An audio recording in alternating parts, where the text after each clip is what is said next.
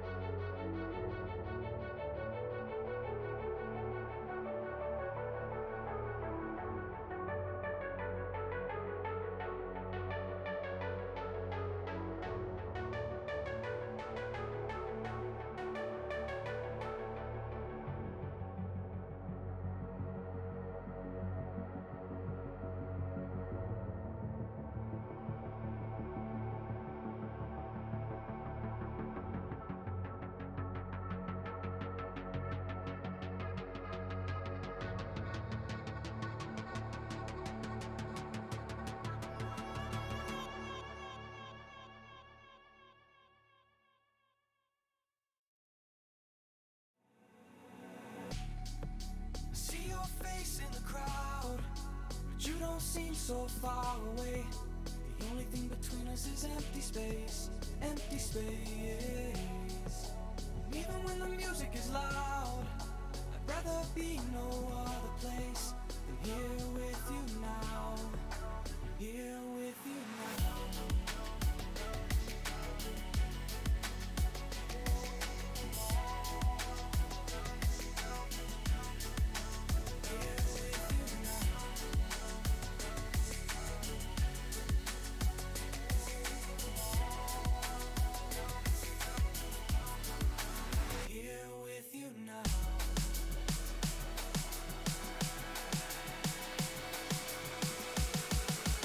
Right.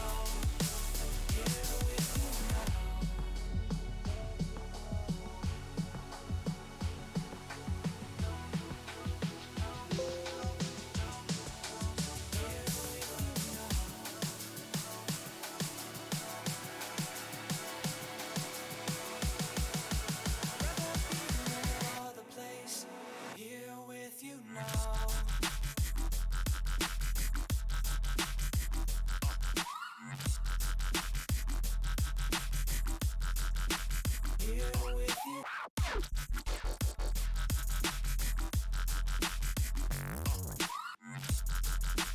Rather be no other place than here with you now.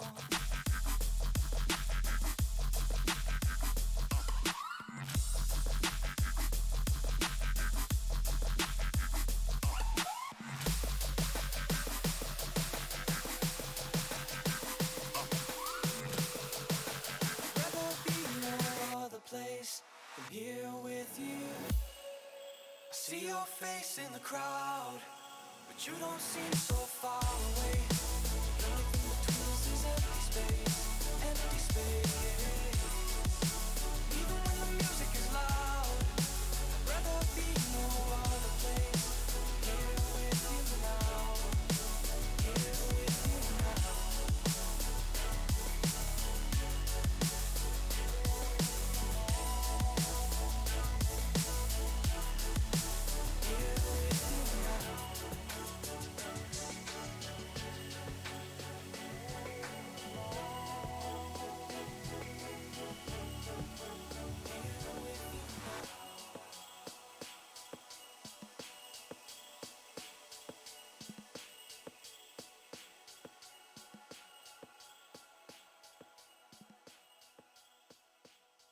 Check, check, check, check.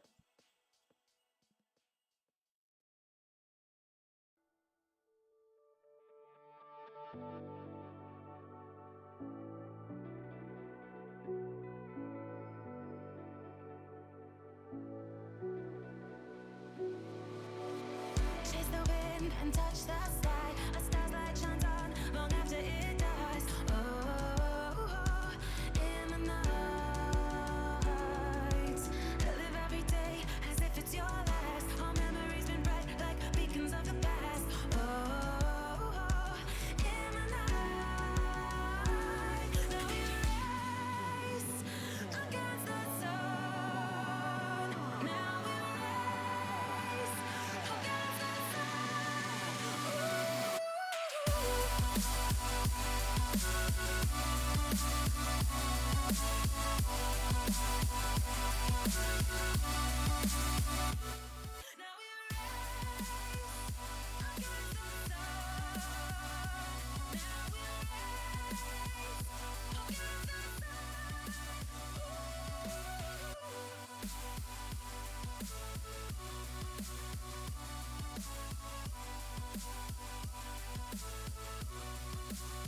Welcome, one and all. Oh man, I gotta turn up this brightness.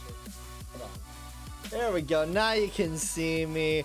How's it going, everybody? We've got week 8, day 3 action going on today. First up, we've got Wildcats and Angels. Wildcats, for the longest time in this season, have been atop of their division, and recently, well, after a blowout loss to the Lumberjacks, really, questions are starting to be risen. Can they get the win against an Angels squad jockeying for position in the Epic Conference playoffs? Next up, we've got the Lumberjacks and Walkers. Lumberjacks, a squad that is only 2 seasons removed from a Super Series victory. Can they turn the tide against the Walkers squad that is trying to compete in a Heroic Legends Conference division that is tighter and tighter, and the margins leave no room for error? For that, we head to our nightcaps of games. The Ball Players and the Bombers getting on in action. The Bombers getting close to being one of the first teams this season in this league to qualify for postseason. They've got a huge opportunity against a 4-5 Ball Players squad that is struggling to find their footing here in a very competitive middle of the pack in the Epic. Finally, we head to our game of the night. We've got Serpents and Stingers. The Serpents put an exclamation point on any type of rumblings of a Serpents downfall on Monday. They get the recap of that here on tonight, on Wednesday, heading to Red Rock Park this time. Can they get the win and the season sweep over a Stinger squad that is just so far away from becoming the next big thing? I'm Fisac on the call with you tonight. I don't got any merch on because the Dragons are playing tonight. I don't wear merch unless the Dragons play. That's just the way it is. Regardless, you can see the division standings here, and that is gonna do it from my face. You don't ever have to see that again. In fact, I'm just gonna go ahead and say, Alexa, bedroom full. I said, Alexa, bedroom full. Alexa, bedroom full. Girl. Technology, ladies and gents. We're gonna go ahead and head to Colonial Plaza for our first game of the evening. It's Wildcats versus our buddies, the Angels. It's gonna be Becky Mess versus Pacifica Northwest.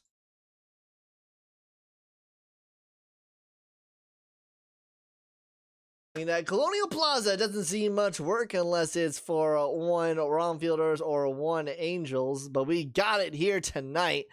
Not any changes for either lineups here, so we just see the best of the best for each. All the stats we'll be using tonight are as of week 6. Do not have any week 7 or week 8 stats in here.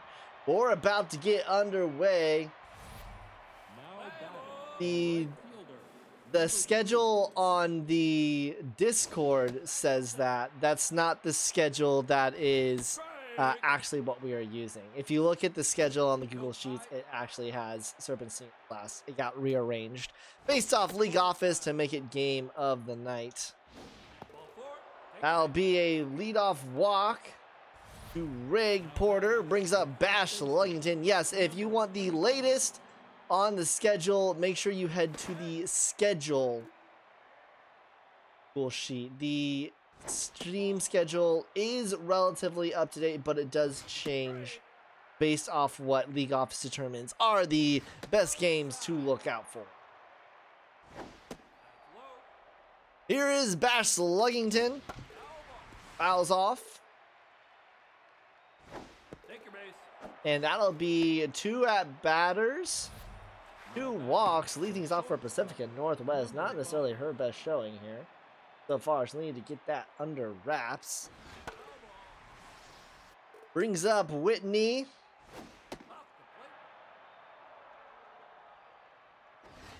This season, 10 for 28, 357 batting average, 1.17 OPS. He has the privilege and honor of going up against the number 1, I believe, for the Angels. Bianca Green settles there for the first out. Brings up Alan Hiker, but a look at Pacifica Northwest so far this season. 12 innings pitched, 11 hits given up, 2 earned runs, 5 walks, make that 7 after the 2 leadoff walks here. 8 strikeouts. A 1.5 ERA. That's to Martinelli. Oh, the backhand throw! Martinelli flexing on the Cats, and they get out of it. Someone clip it. We've got a play to submit. The left fielder, number 16. We'll get our first look then at the Angels batting, and Becky Mess on the mound for the Wildcats. 14 innings pitched, 12 hits, 2 earned runs, 4 walks, 11 strikeouts, a 1.29 ERA, 1.14 whip, averaging 7 strikeouts per 9 is the ace for the Wildcats. Noodles Nunez suing for copyright infringement. Hey, Dean, how about you stop complaining? How about that, buddy? You're the game of the night. Stop complaining.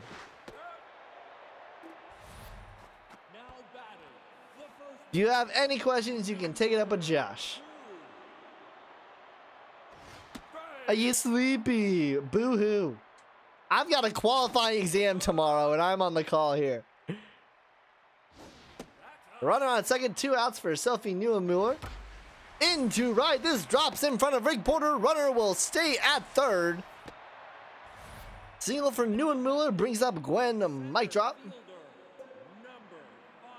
Oh, you did, Puppet?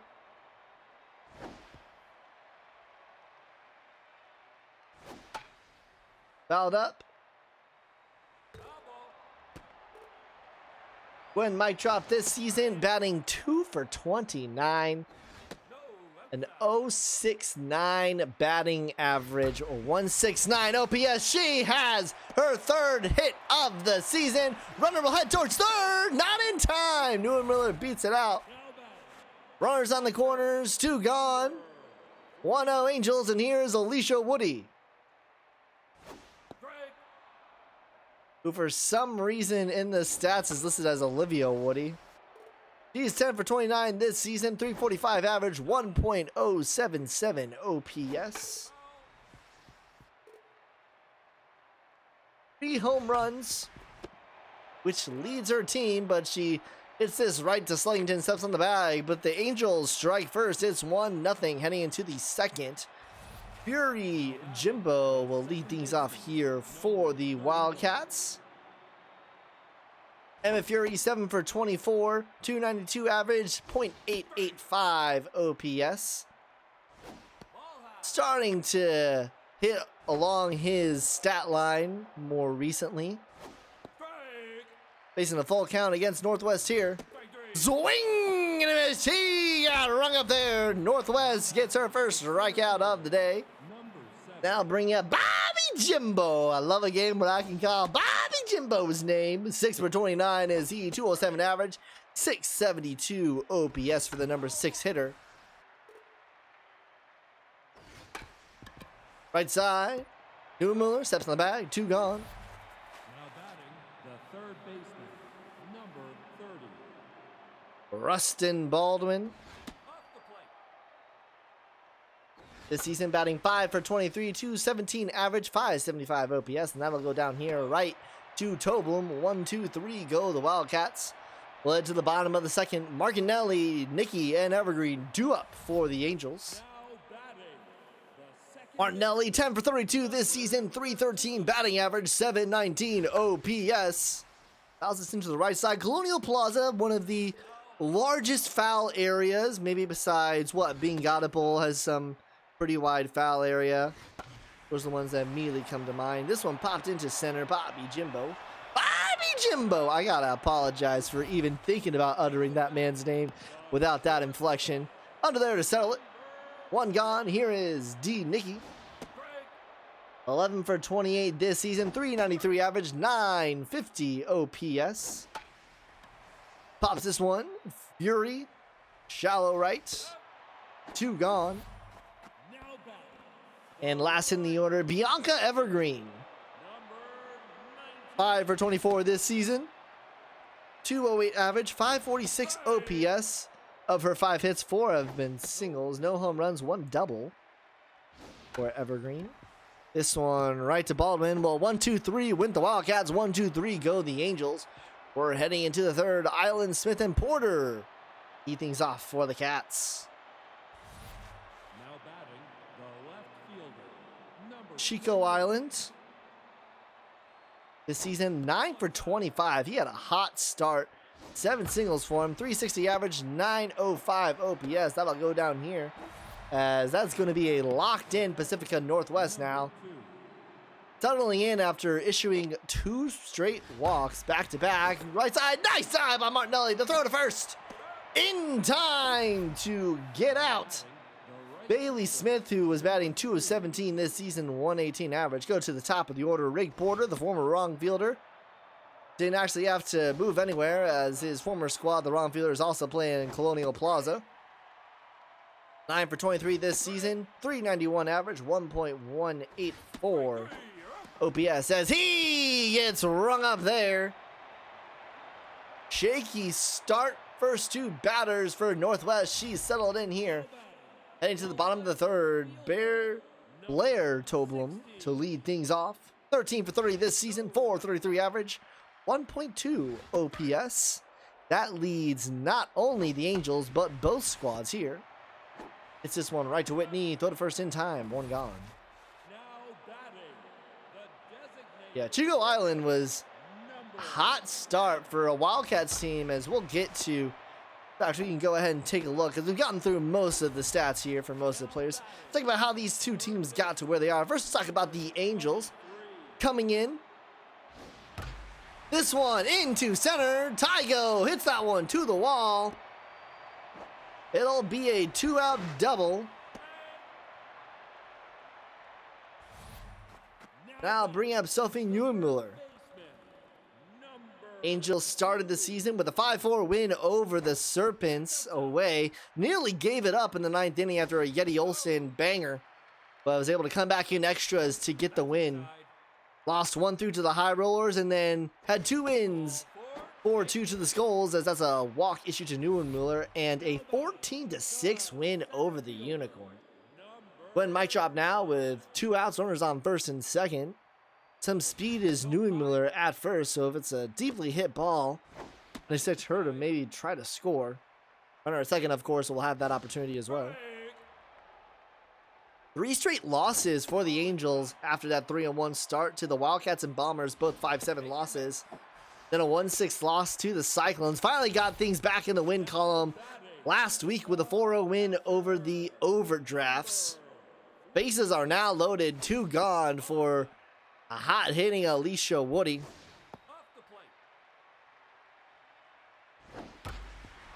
This one's up the middle. 1 run will score. Another runner will head home. Alicia Woody keeps the good times rolling. The Angels up 3-0. Runners on first and second, and here is Olivia Martinelli.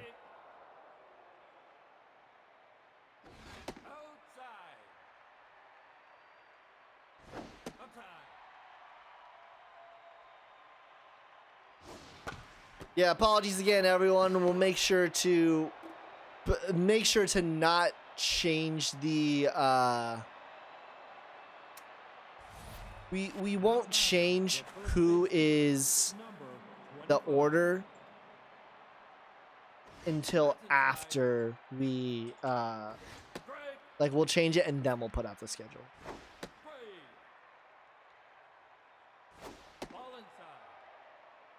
Bash Luggington, 2-2 count. Right side. Neuenmuller's there for the first out. Brings up Whitney as we now will take a look at how the Wildcats got to where they are.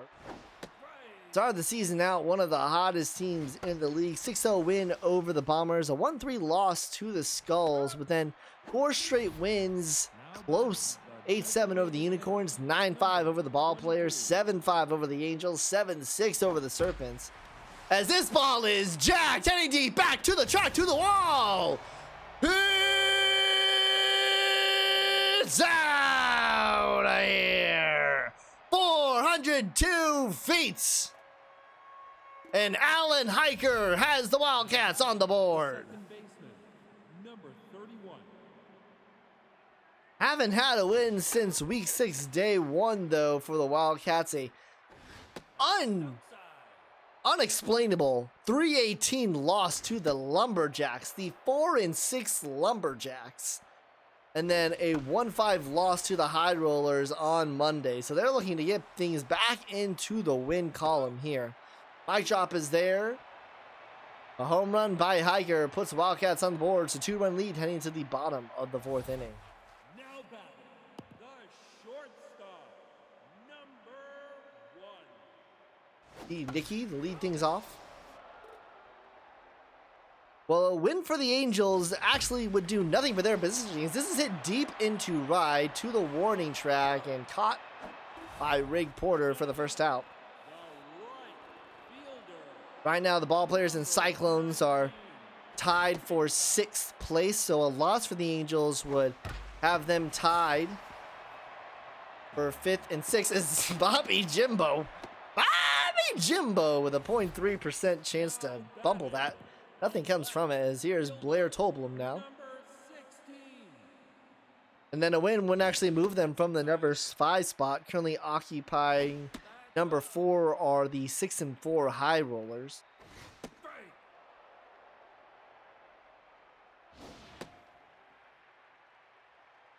It would actually tie them with the Wildcats for the 4 spot, coincidentally, if they were to win, as the High Rollers move to the number 3 spot.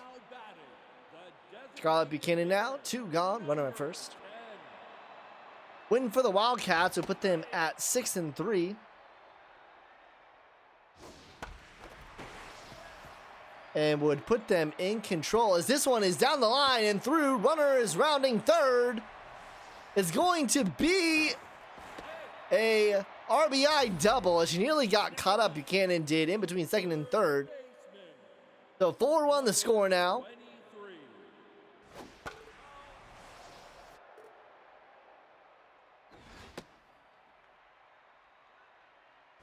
That's inside.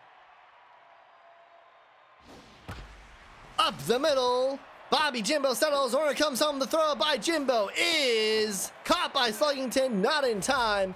5-1 Angels lead. Aggie redeeming +4 to a created player. Strike.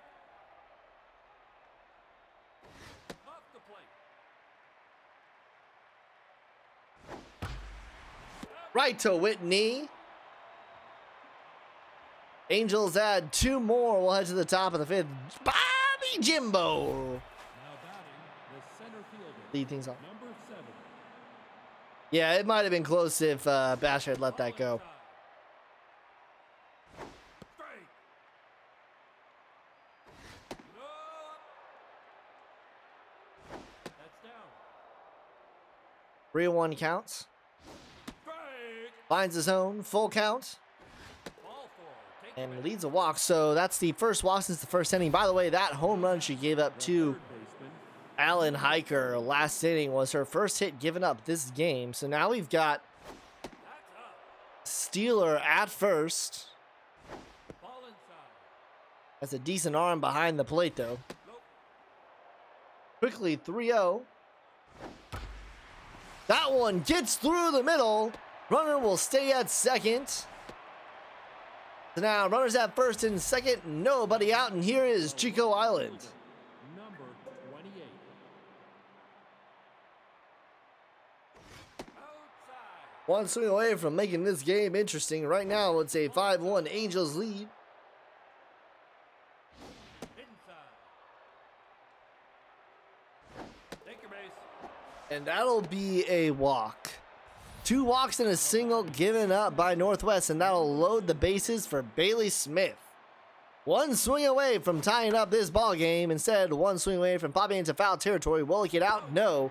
Woody in the batter circle makes the grab. Batting, the right fielder. Number Greg Porter now 1 swing away from tying the game. 1 swing away from a Dragon special to end the inning. Right to D. Nicky, and nearly doubles up. now batting. The Runner at second. So now, bases loaded, nobody out, goes to bases loaded, 2 gone. And here is Bash Sluggington. This is a must get for the Wildcats here. Best opportunity of the day. strike. Hitters count to Sluggington. Hit this up the middle. That's gonna score 1. That's gonna score 2. Runner will round third. It's a bases clearing double for Bash Sluggington. And it's a 1-run game. Now pitching. And that's gonna do it for Northwest. That is an early pull for a pitcher that for the first 4 innings of this game cruised. Not a fan of that. Instead, Janita Mans is gonna get the call here. Ball 4. And instantly gives up a walk.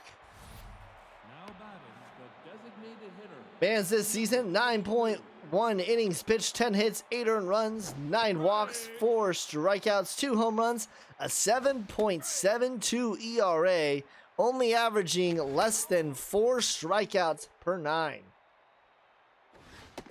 Swing and a miss. He got rung up there. Junita Mans. Junita another batter. But the Wildcats pull within 1. Now batting, the center fielder. Number 5. Double. Ball high. Off the plate. Fouled up. 2-2.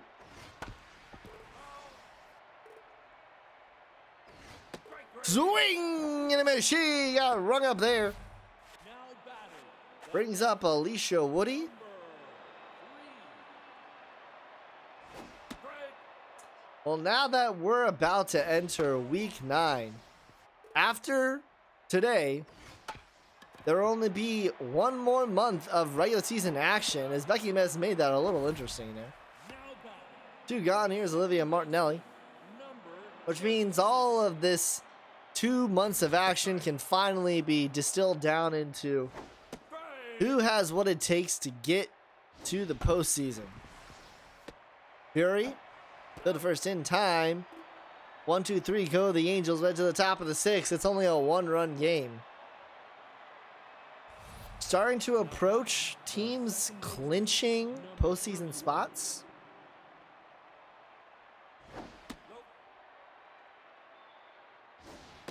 We'll have a look at that later on tonight. strike. Strike. Popped up behind the plate. First one gone. Here is Bobby Jimbo. Number 7.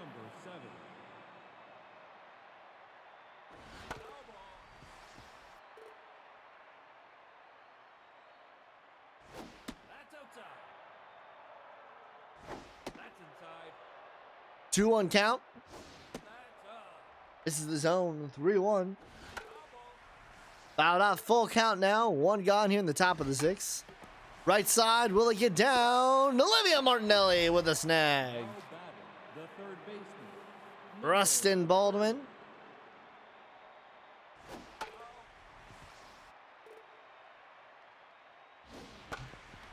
Left side, that one gets through the gap despite Buchanan sliding 90,000 feet to get it. Now batting. The left fielder. Number 28. Low. That's outside. Strike. That one through, gets out of play. So runner in scoring position now, not a ton of speed for Chico Island. Take your base. And a walk to Island. Now what you want to do to the bottom of this order. The catcher. Bailey Smith.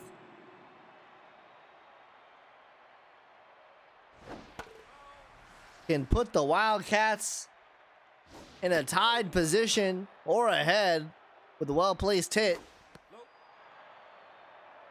Pressure is mounting for Mans. 3-1 count. That one's up the middle. Getting to it is Mike Chop. Brunner will come home. The throw is in time. Got him down. It's still an Angels lead. Now batting. The shortstop. Number. Okay, someone, seriously, I need someone to clip that because we're submitting that for the top plays. Fury is there. Go to first in time. Now batting. The right fielder. Number 19. Strike. Outside.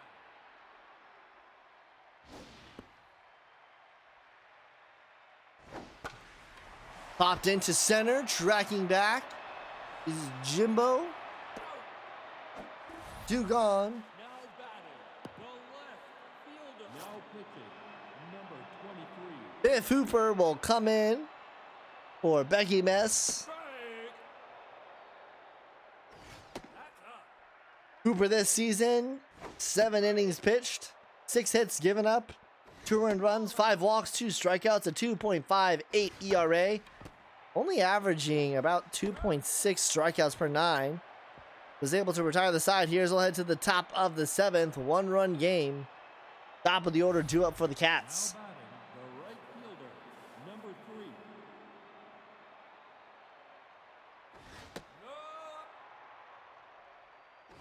Outside.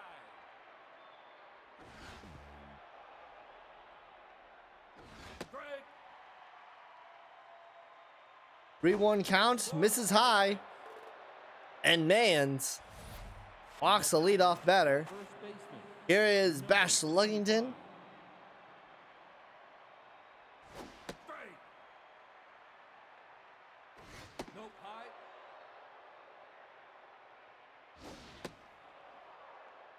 1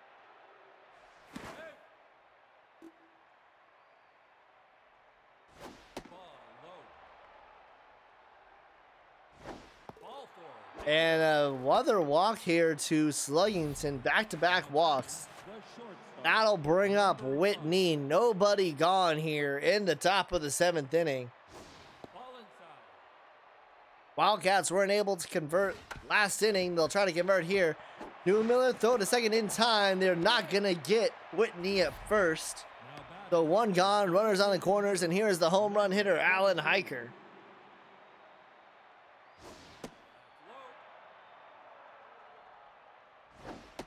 He opened up the scoring for the Cats, has a chance to put them either tied or ahead here. Up the middle, D. Nicky throw to second in time, and it's a Dragon special! 6-4-3. And once again, the Cats can't convert as we head to the 7th inning stretch. Want to thank everybody for joining in tonight for Week 8, Day 3 action. I'm Fisek on the call. Make sure that you are following the official SSBL Twitch and join us in the Discord for everything SSBL related.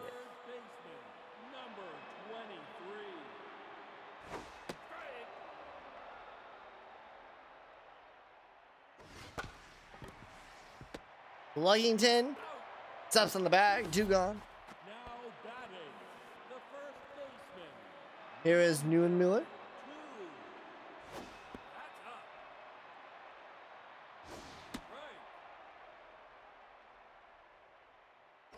Strike. Ball high. That's outside. Luggington steps on the bag. 1, 2, 3 go the Angels. Head to the top of the 8th. It's still a 1-run game. Now batting, the second baseman, number 31.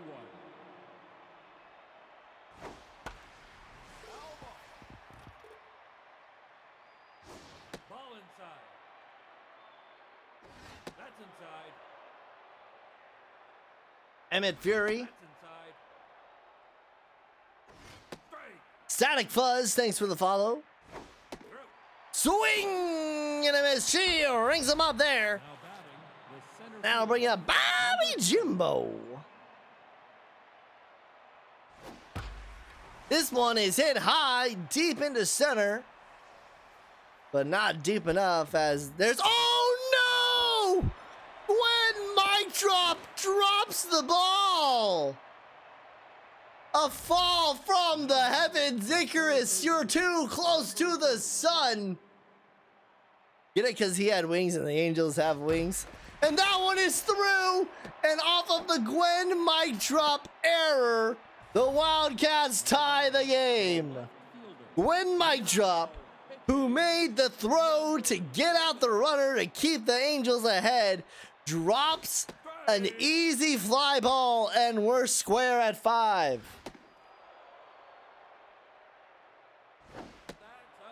Added to the non-top 10.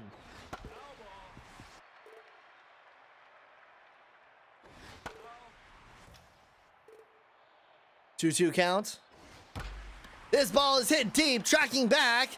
Mike Drop at the wall, makes the grab this time. Remembers how to do that thing where the ball comes down and then you open up the glove and then the ball goes into the glove and then you close the glove so the ball actually stays in there, and that's what's called an out.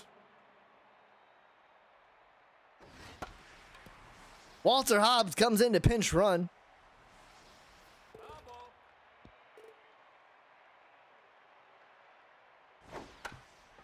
Right back to Vel, throw to first in time, but not before a Gwen Mike Drop error ties us up at 5. She'll have a chance to redeem herself if she leads off here, and I think she's tense, guys. Number 14. Florence Bauer will come in for Walter Hobbs at third, who came in to pinch run. Ball outside.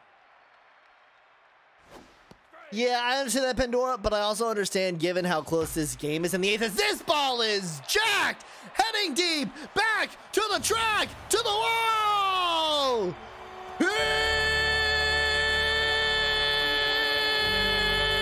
It's out here! For mic drop, are you still tense?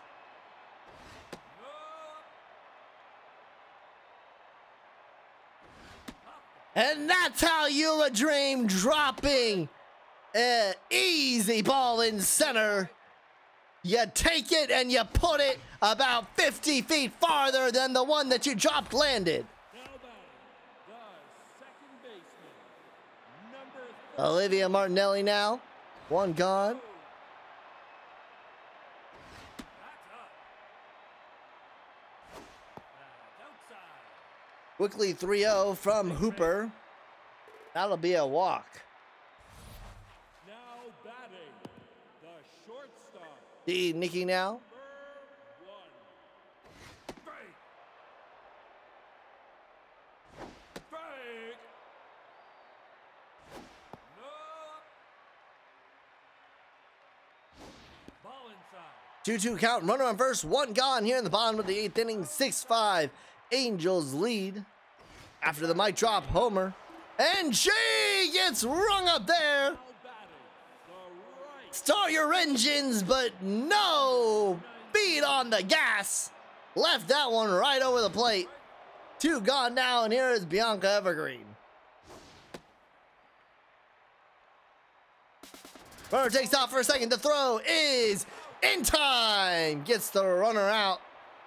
So we'll head to the top of the 9th, top of the order for the Wildcats. They've got a 1-run deficit to make up here. Now batting, the right fielder, number 3. Starts out with Rig Porter. 2 walks a day. Infield on the guard lines to help prevent extra base hits. Fake. Ball inside. Popped up. Coming in from second into shallow center. And making the grab is Martinelli. Mike Drop probably could have gotten there, but I think everybody is telling Mike Drop last now, you did your work. Just let us do the catching right now. 1-1. Right side, that one's through. The runner on first, and here is Whitney. 0 for 3 today with a walk. Boy, would this be a time for him to get his first hit of the day. That's down. One swing away from putting the Wildcats up. This one into center. Gwen mic drop will knock it in there in time. Is able to stop the ball from going further. So a single by Whitney. And now here is a tense Alan Hiker hitting to a Dragon special in the 7th inning. Break. Pops this one up. Infield fly. Scarlett Buchanan, or rather D. Nicky, makes the grab. 2 gone. 0 for 4 is Emmett Fury. 31. The tying run is 180 feet away at second. The pressure is all the way up. That's up. Kristen Bell with a chance to get the win for the Angels. Outside. And a chance to tie for 4th in the epic with the Wildcats. 2-2. Fouled off. Swing and a miss. He gets one up there, and the Angels take down the Wildcats. When my drop taketh, when my drop giveth. 6-5, your final score here today. The Wildcats tried their best to come back. Sluggington 2 for 3. 3 RBI, 2 walks. Baldwin was 3 for 4. As for the Angels, 2 for 4 was Tayo. Mic drop with that clutch home run after her error in the top of the inning. Biff Hooper will get the loss. Kristen Bell will get the win. Only 2 hits given up by Vel. Great appearance from her. Your star of the game is going to be Bash Sluggington, followed by the error-ridden but hero nonetheless, Gwen Mitrop and Scarlett Buchanan.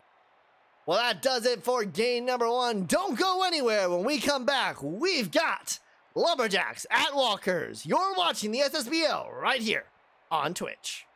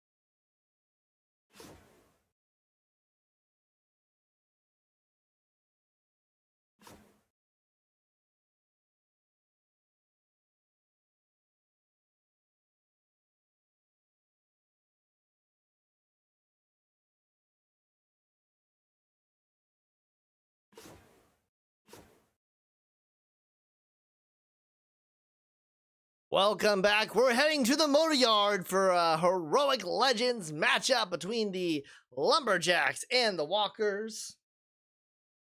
Gina Stans versus Jess Tumblo is your pitching matchup. As a lot is on the line here. I mean, it's week 8, everybody. Pretty much every game, there's a lot on the line. In case you were wondering, Speedy Gonzalez to lead things off. And we are underway here at the Motor Yard.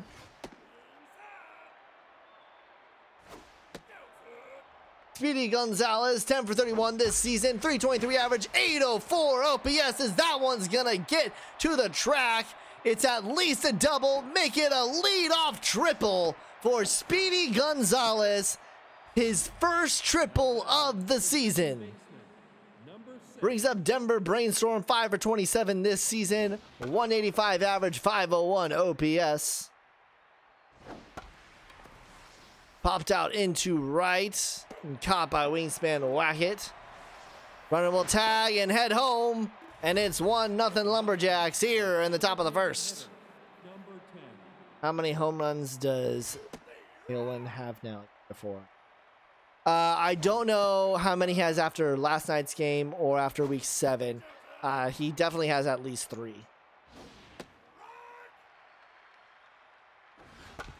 Tank Tygo, left side, that one gets through. He came in today batting 12 for 32, 375 average, 1.113 OPS. He's aboard at first, and now here is Buck Ball. 4 for 27 this season, 148 average, 541 OPS. One gone here in the top of the first. Jess Tumblo looking like a mortal right now. Entering today, she had pitched 10 innings, given up 13 hits, 10 earned runs, 5 walks, 3 strikeouts, 2 home runs, a 9 ERA, only averaging 2.7 strikeouts per 9, nearly 2 whip.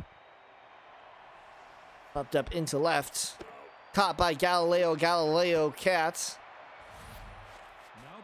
2 gone, and here is Archie Conrad.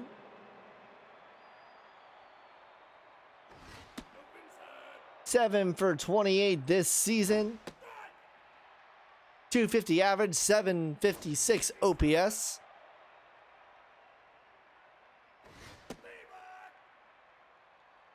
Facing a 2-2 count. Full count now, 2 gone, runner will go.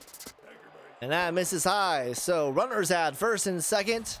2 gone for Phil Barco Jr.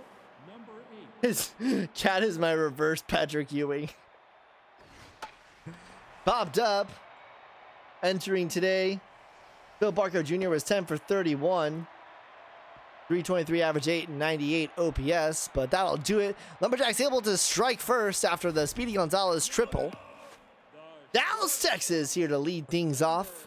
For the Walkers, 17 hits this season for Dallas, Texas, as he is breaking out. 17 for 33, 515 average, 1.313 OPS. Flies out to Conrad to lead things off. Here is Kip Shaw. His son, now a part of the Skulls organization, an organization he was once a part of. 11 for 29 this season, 379 average, 1.091 OPS. He's facing down Gina Stans, who this season has pitched 9.1 innings. 11 hits given up, 8 earned runs, 5 walks, 5 strikeouts, 2 home runs, 7.7 ERA, averaging nearly 5 strikeouts per 9, 1.6 walks and hits per innings pitched. Crewheart acquisition from the Retrievers. Runner takes off for a second. The throw is not in time. Kipshaw beats it out, so runner in scoring position. 1 gone for Crewheart. Left side, that one gets through. Kipshaw held up. Will he head home? No. Didn't know if that was going to be caught, so held up. 1 gone. Runners on the quarters for Eddie Ortiz. 9 for 27 this season. 333 average, 1.08 OPS.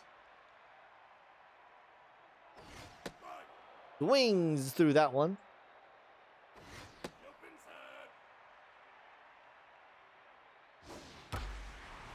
side. That one will score. Kip Shaw. Burr will head to third. It's now 1-1. Now batting, the first baseman, number 5. And here is former retriever Velma Betancourt. Burr takes out for a second, called hit and run. Strange left, throw to second in time. Throw to first. They somehow still get the Dragon special. 1 run does score, tied up, heading to the top of the second. Shelby Callens to lead things off. Catcher, number 34. This ball is hit deep, dragging back to the track, to the wall. It's out of here. Shelby Callens batting .240 with an .806 OPS has her second home run of the year. Number 5. And Lumberjacks are up 2-1. Paula Reed has left much to be desired at the plate this season. 4 for 26, 154 average, under 600 OPS. Tumblo is tense. She's not been the same as she was for the Skulls and Dragons organizations as she rings her up there. Now batting, the third baseman, number 48. Jose Strangelove, 3 for 25 this season, 120 average, 385 OPS. RBI dud is one of the biggest culprits of that drop-off.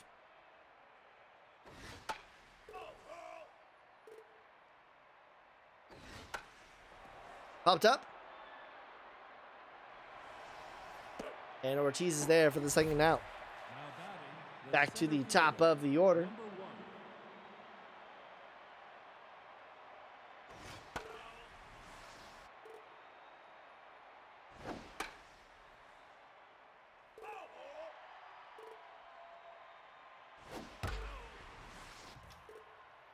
Gonzalez staying alive. And he gets rung up there. Callens' home run puts the Lumberjacks back up by 1. Wingspan Wackett, Severus, Sevi Cycle, Shernley, and Galileo Cat due up. Number 5. Wackett this season, 10 for 31, 3 home runs, 323 average, or 1.09 OPS. This one into left should be manageable for ball, and it is for the first out. Now batting, Here is Severus Sevi Cycle Shernley, only player this season to hit for the cycle. That's pretty much the only thing he's done this season, as he is 6 for 29, 207 average, 757 OPS. now batting, Brings up Galileo Cat. 18. 7 for 12 this season, 4 home runs, 583 average, 2.271 OPS. And he gets rung up there. Nothing new for the Walkers in the bottom of the second. We'll head to the top of the third. Brainstorm Tygo Ball to lead things off. Now batting, the second baseman, number 6. How is everybody doing tonight? This one right to Crew Hart, throw the first in time for the first out. How's everyone feeling about the news? I mean, we've got EA taking control now of Metalhead. Metalhead now falling into the EA fold. This ball is jacked. Forget about it. To the track, to the wall. It's out of here. A monster ball, 444 feet. And Tank Tygo puts that one into the bleachers. 34. By the way, you can now, hey, Moobot. Thank you, Moobot. When I say jacked, you put that in the chat, Moobot.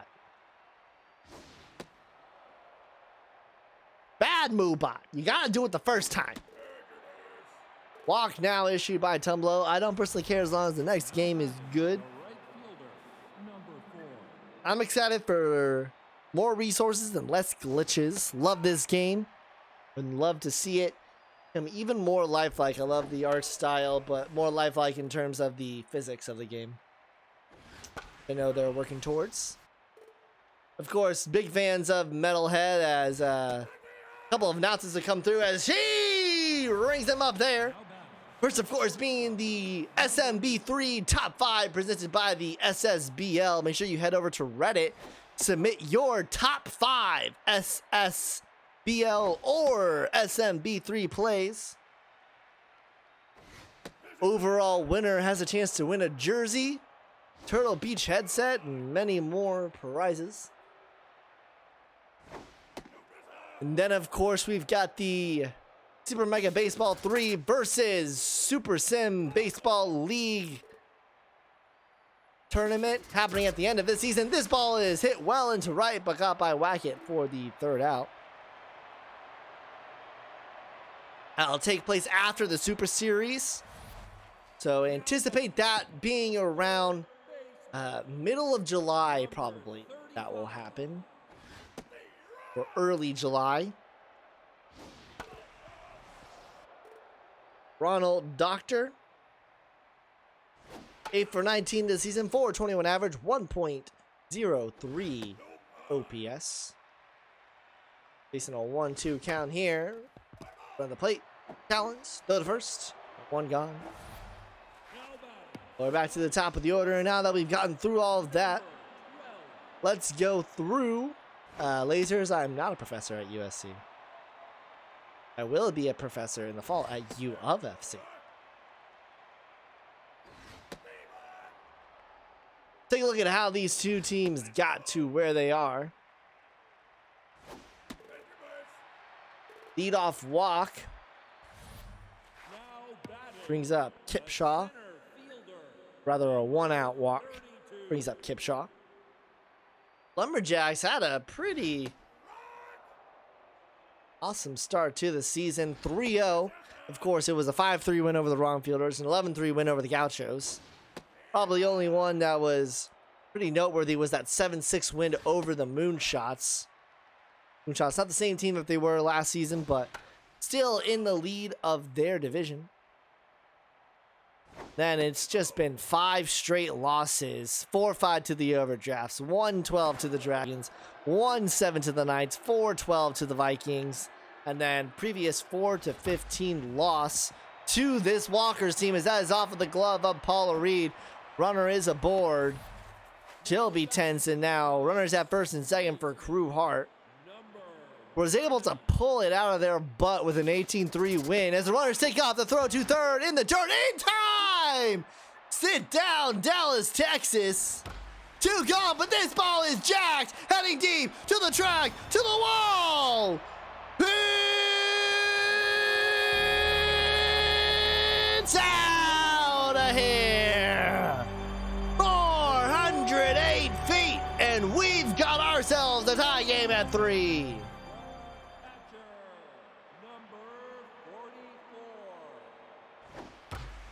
This one right to Denver Brainstorm, throw to first in time. 2-run home run from Crew Hart.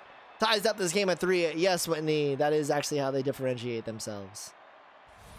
Many people still say USC, and if you say USC in South Carolina, they'll know that you're referring to South Carolina. But the university officially calls themselves U of SC.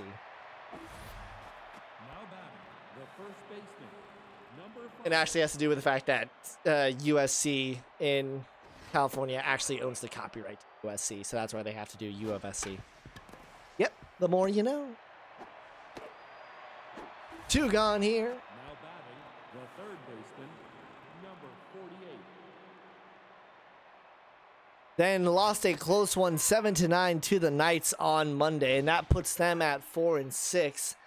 Not necessarily on life support yet. A loss here is bad news for them because right now they would need to get to 500 in order to even have a chance at that 6th playoff spot. A loss here for the Lumberjacks, I'll go ahead and say it, may doom them from trying to get into the postseason because 7-7 might not be good enough to get in.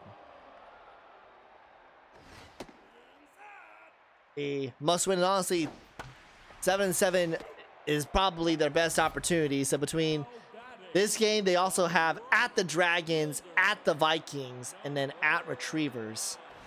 You got to think that if the goal is 7-7 and make postseason, they can really only drop one between this Dragons and Vikings, some of the toughest teams in the league.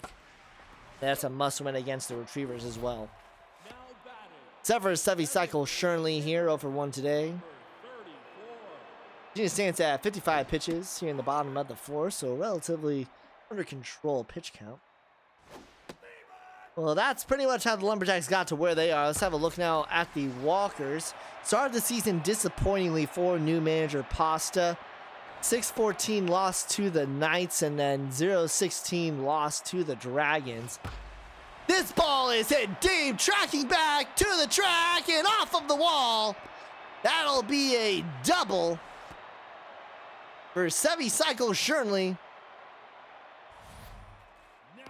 I'll bring up Galileo Cat.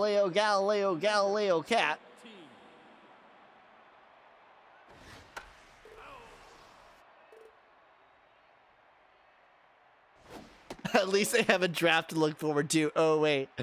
For those of you who don't know, by the way, if you have any questions about the league, shoot them into the chat. And also join the Discord, as that's where all of the content can be found in one place. The Lumberjacks in the Season 7 draft upcoming have one pick. They have their third round pick. In the Season 8 draft, they do have all of their picks still. However, it is their second round pick. Their third round pick is this one, is up the middle. Kipshaw is there. And the Unicorn, or the Stingers rather, third round pick. So no first round picks for the Lumberjacks in this draft or the next. Brings up Denver Brainstorm. Runner takes off for a second. The throw is not in time. Gonzalez in safely at second.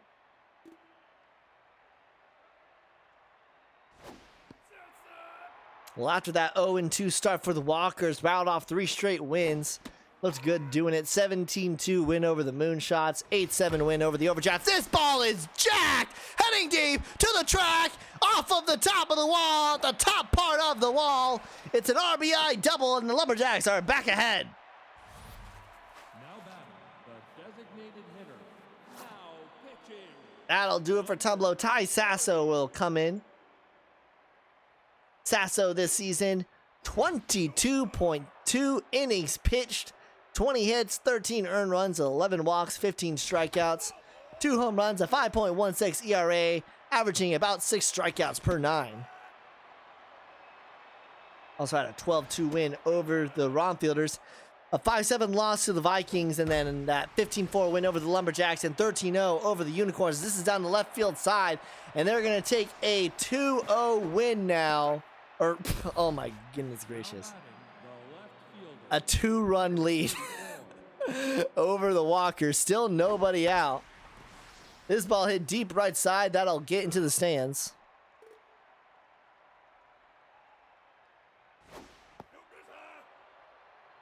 And so that's how the Walkers got to where they are. If the Walkers win this game and their next game, they are a half game out of the Heroic Legends division lead with the Dragons.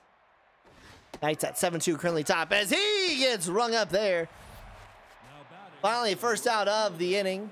Here is Archie Conrad.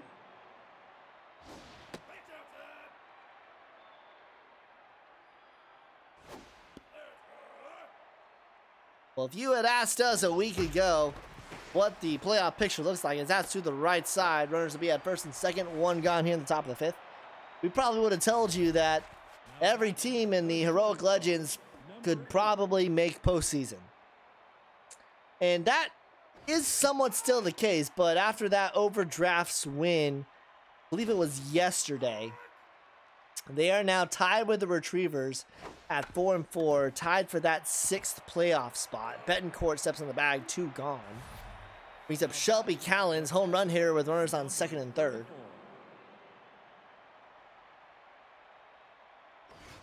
And it's not as simple. Now, the Retrievers are probably not going to make postseason. If you look at that Retrievers roster, if you go to the Discord, go to SSBL documents, go to the season 6 ratings, that's the Rockter, throw to first in time. Lumberjacks go up by 2 though, heading to the bottom of the 5th. But if you go and look at that Retrievers roster, they are not winning. They are not making postseason. I will go ahead and put that on the line and say that I do not think that is going to happen. This ball is hit deep into center, but Gonzalez is there. Now batting, the shortstop. Brings up Dallas, Texas. So most likely, and we already kind of know this because the Romfleurs have played 11 games and Gauchos have played 10 games. That, as of right now, things could still change. You know, the Dragons could lose out, right? The Walkers could lose out. The Vikings could lose out. It is looking like the battle for 6 is going to come between the Lumberjacks and the Overdrafts for that 6th spot. Moonshots currently have, let's see, they have played 11 games. I believe they have about a 2.5 game lead over the Overdrafts and the Heroic Icons. That's the Barco Jr. throw to first in time. 1, 2, 3 go the Walkers. Led to the top of the 6th. Reed, Strangelove, Gonzalez due up. So the Moonshots are not completely out of the way in the Icons, but they have more of a solid footing there compared to what the Legends looks like. So for all intents and purposes, it looks like the Moonshots are in prime position to lock in a 2 seed. Don't think they have enough to lock in a 1 seed, although given how competitive the Heroic Legends is, those teams could leech wins off of each other.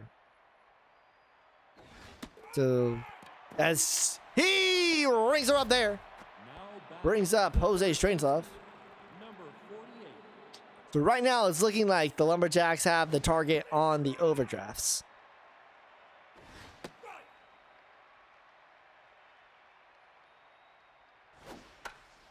Popped up, right side. Picked up by Betancourt. Now batting, the center fielder. The biggest wild card is the fact that the Overdrafts have only played 8 games. Lumberjacks have, after this one, have played 11 games. A lot can still change, but the Gauchos and Romfleurs are pretty solidly out of the playoff picture for the Heroic Conference.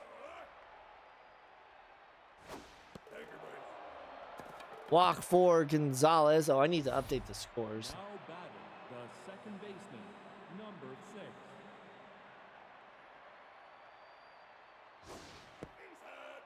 This is our only Heroic Conference game today. Rainstorm pops up to center. Kipshaw makes the grab.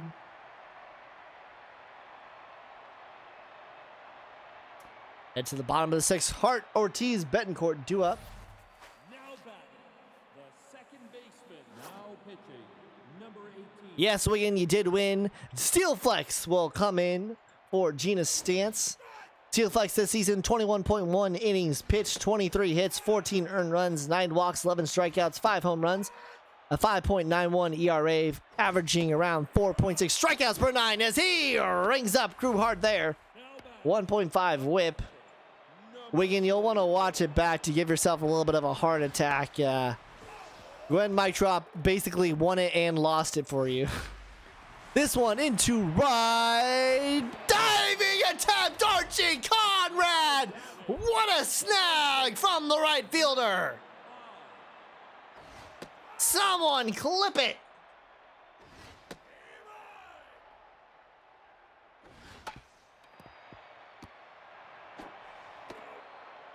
In time to first. Led to the top of the 7th. Now batting, the Here is Tank Tygo. number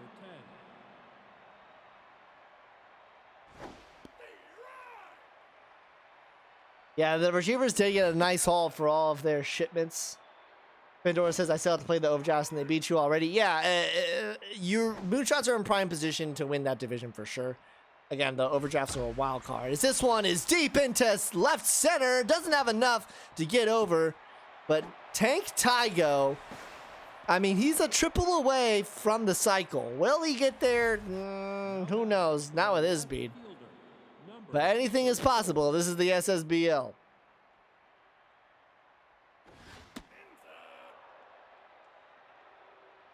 Yeah, to spoil it for you, Wigan, Mike dropped a easy ball to center that tied up the game and then was the first to bat. Oh no, off of the glove of Ty Sasso. Now batting, the right fielder, number 4. Tygo advances to third, still nobody out. Runners on the corners, and here's Archie Conrad, who made a fantastic diving grab earlier. But yeah, she dropped a ball and then came up in the bottom of that inning and hit a homer to give you guys the win. Sasso is tense.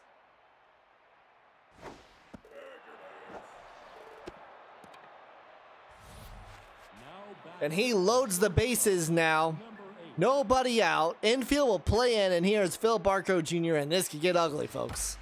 This ball is into right. That one will get down. 1 run will score. 2 runs will score. Runner will stay at third. It's a 2-run RBI double. Batting, the catcher, number 34. And it's 7-3 Lumberjacks. Still nobody gone. This one into left. That one won't stay fair. Infield still playing in. Ty Sasso is rattled. This has probably been his worst appearance since really the first 2 games of the season. Full count to Callens. This ball is hit deep into right. Runners will tag. They'll advance. 8-3 Lumberjacks, top of the 7th. Only 1 gone. Number 5. And here is a tense Paula Reed against a rattled Ty Sasso. Who will win? Choose your character.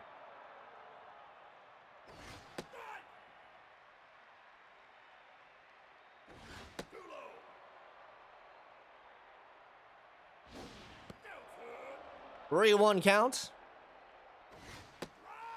In the zone, full count.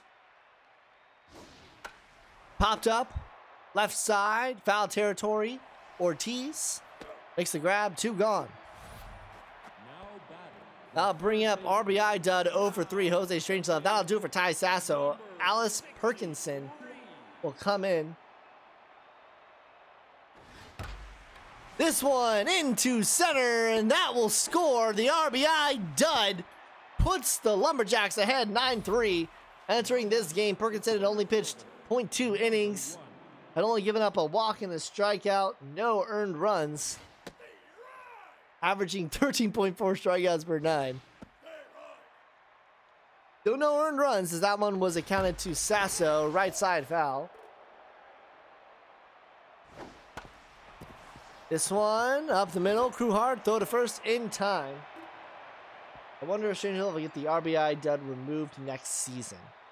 Well, let me check something before I answer that question for you. As we're in the 7th inning stretch, I want to thank everybody for tuning in to Week 8, Day 3 action here in the SSBL. Make sure that you are following the official SSBL Twitch and join us in the Discord for everything SSBL related. Yeah, that was what I was going to say. What everybody else is saying in the chat is that the issue with him, as he rings him up there, is that, what is it? Jose Strangelove is a season 2.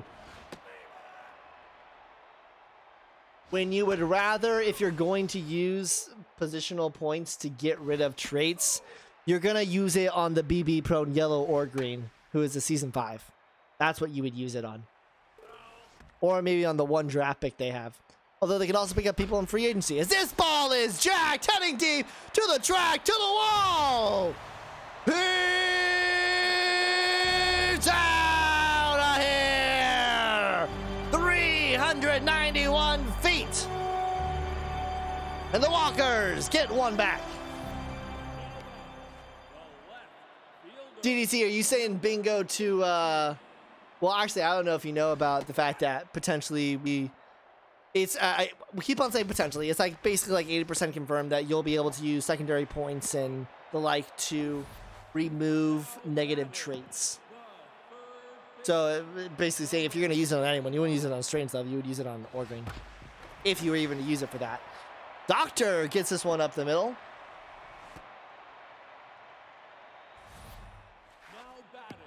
So the Walkers, a little bit of life here in the bottom of the 7th inning. 9-4 score. Remember, fans, to stick around for the end of this game as we still got our nightcap games. It's an epic conference doubleheader. Ball players at Bombers and then Serpents at Stingers. Won't want to miss those. Strangelove makes the grab. Sevi Cycle puts one more on, but it's a 9-4 game heading to the top of the 8th. Brainstorm take a ball. Yeah, that's what I would think, DDC. That's what I would think. I almost wanted to get Orgring, but I think Josh was able to get her before me in the Season 5 draft. He was mine.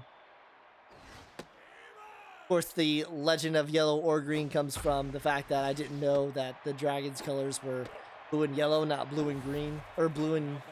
yeah, blue and yellow, not blue and green. So look at those stats for Teng Taigo. He's locked in. He's 4 for 4 today. All he's missing is a triple. Here's what's going to happen.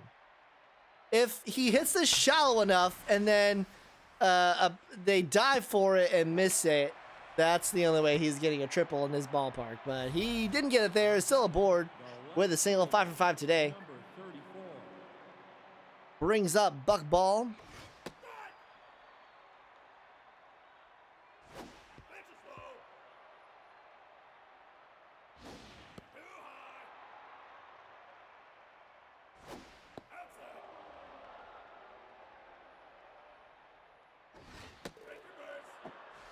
Walk to Buck Ball, puts runners on first and second. Here is Archie Conrad. This is the Lumberjacks offense that really scared people since they came into this league. Season 4 and Season 5, it was their hitting that was really their defining feature. In that 5-game losing stretch, kind of lost sight of that. Able to put up 9 against the #1 starter and long reliever for the Walkers today. So if you're a DDC and Hummus, you got to be happy to see that, as this one is into left, and they're not done yet. That gets past the glove of Galileo Cat. 2 runners will come home. Lumberjacks are into the double digits. It's 11-4 over the Walkers. And if there's one person upset about this, it's me, who recently acquired the Lumberjack Season 7 Round 2 pick. DDC, I need your team to not be good. Otherwise, my pick sucks.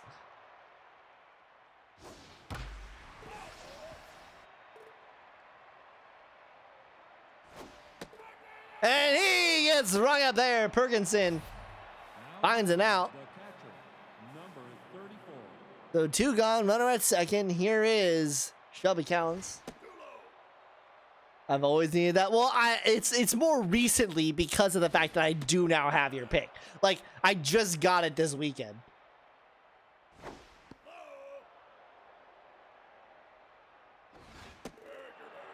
And a walk to Callens. Brings up a rattled Paula Reed. 0 for 4 today. That'll do it for Alice Perkinson. Spray Gray will come in for the Walkers. I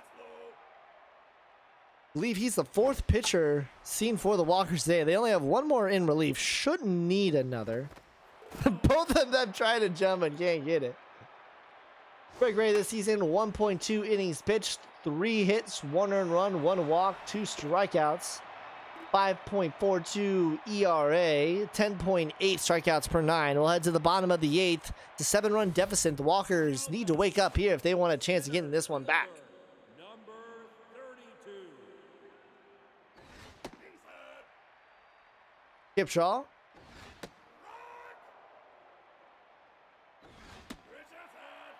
I like to see a team hit like it's capable of on paper. I have their first rounder too. Elder, what picks don't you have? As he gets rung up there. Brings up Crew Hart, 2 for 3. Crew Hart and Betancourt have been great for the Walkers so far. Acquisitions from the Retrievers.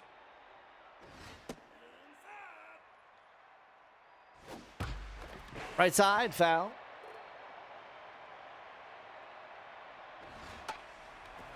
Popped up, left side. Caught by Barcode Jr. Now batting, the catcher, number 44. Yeah, people underestimate the RNG of this league. Like, this league is very, very random. And I don't think a lot of people understand that.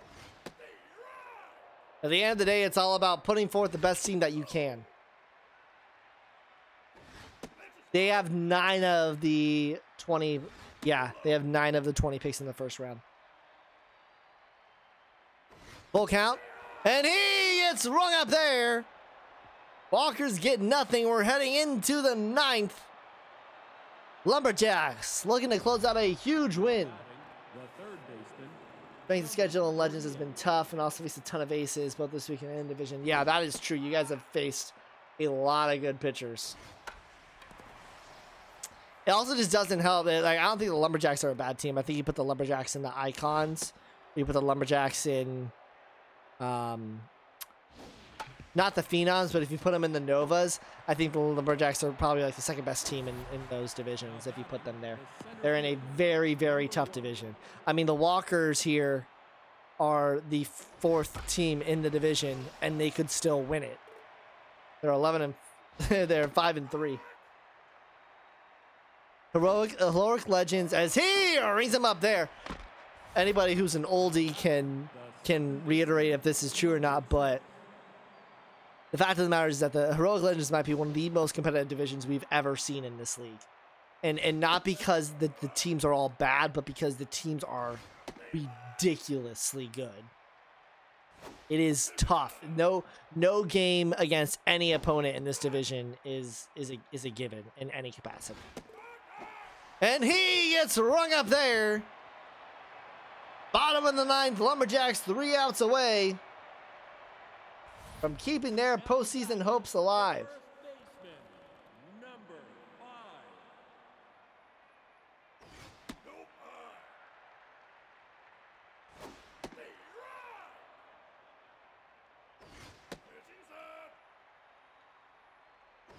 5. Betancourt facing down Steel Flex, who is locked in right now. And guess that was a ball there. 5-pitch walk. Now batting, Brings up Wingspan Wackett. fielder, DC, please be a routine 9th. With the Lumberjacks? No way! Don't lead through your front town. Don't copyright strike us, please switch. 2-1 count to Wingspan Wackett. Full count. And that's another walk. Back-to-back walks, and here is Severus Sevi Cycle Shernley. number 34.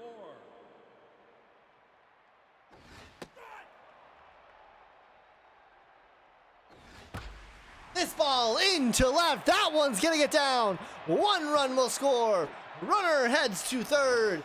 It'll be an RBI double, and the Walkers aren't done yet. Batting, the left field, Here is Galileo Cat.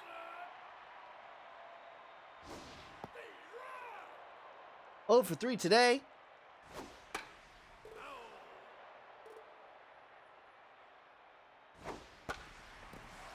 Popped into right.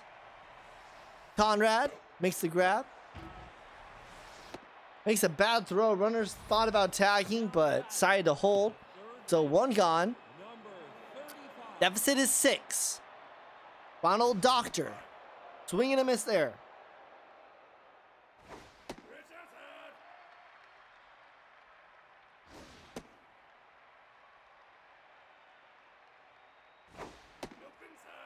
Three 1.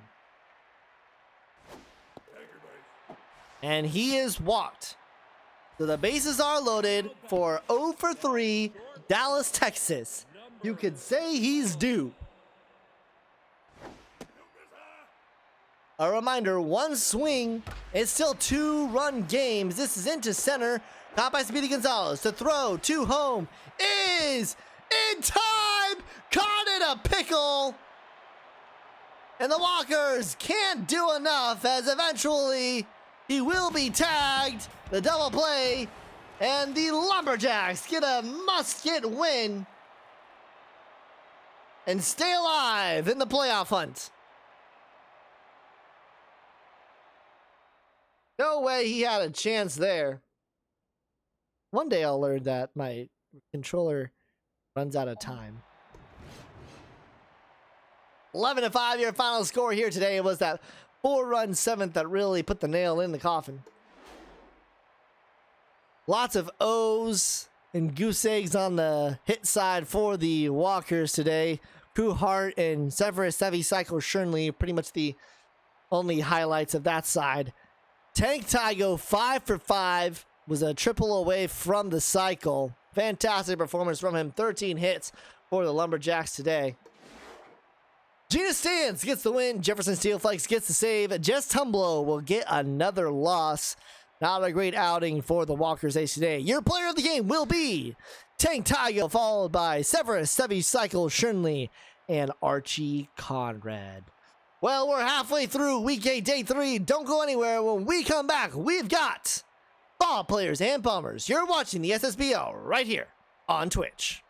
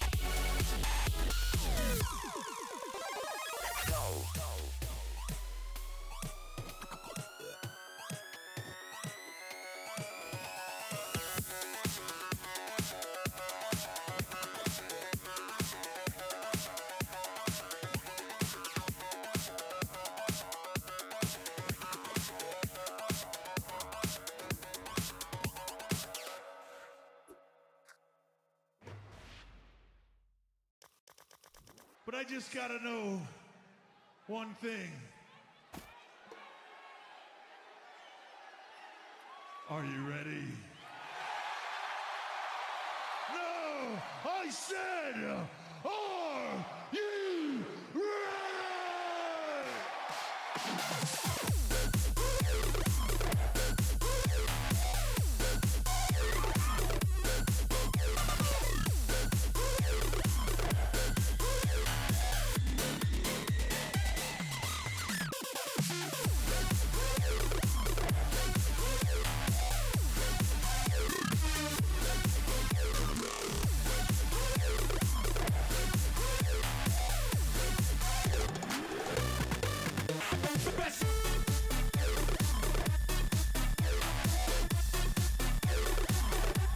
Are you ready?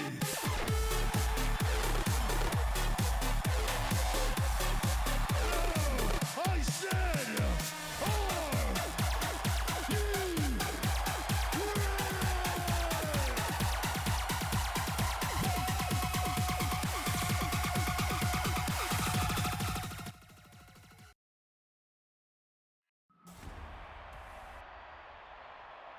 Welcome back, welcome back. Yeah, see our first shot of Fitzmagic tonight since coming back from injury. Rookie is getting on the mound for the ball players, but first, Kate Luna takes the mound against the Bombers as that one's off of the glove of Pablo Sanchez. Murph Kelly is aboard. Now batting. Let's get these stats for these teams. Number 16. Luckily, they're next to each other.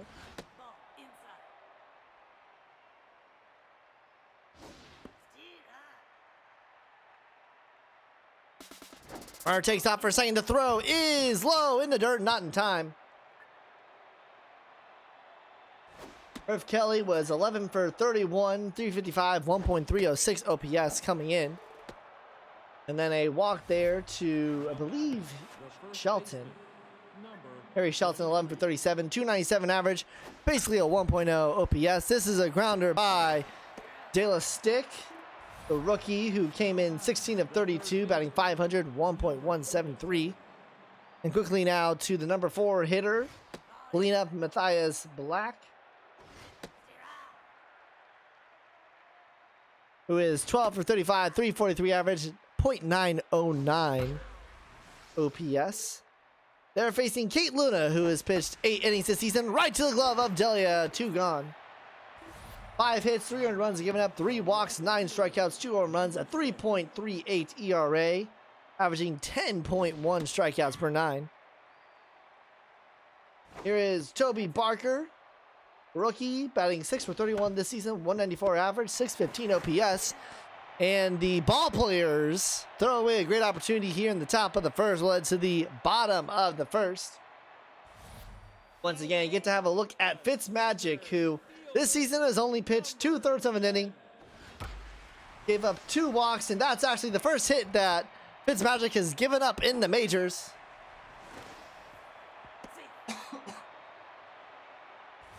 A leadoff double for O'Connell, who is 7 of 30, 233 average, 0.906 average. This one is popped up by Rifleman, 11 for 35, 314 average, 899 OPS. Runner tags, heads to third, will get there easily. The runner at third for Pablo Sanchez, who has moved up in the order to bat third, has been batting last for the Bombers this season, and a little bit of a switch up for him. This season, 7 of 34, 206 average, 594 OPS.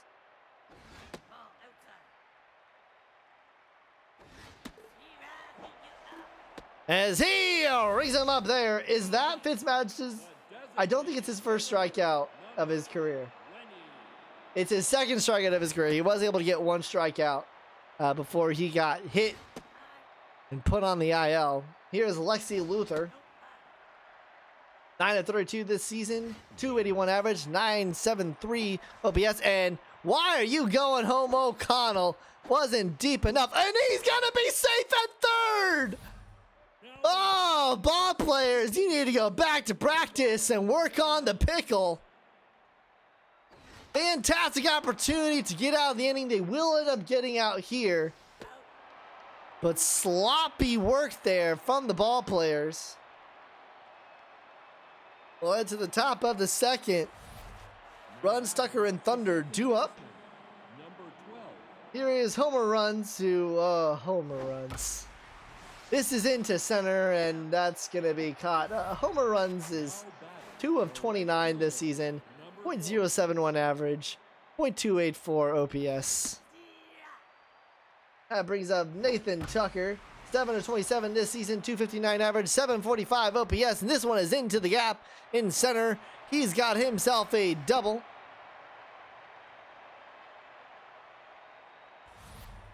Now batting, the designated hitter, number 9.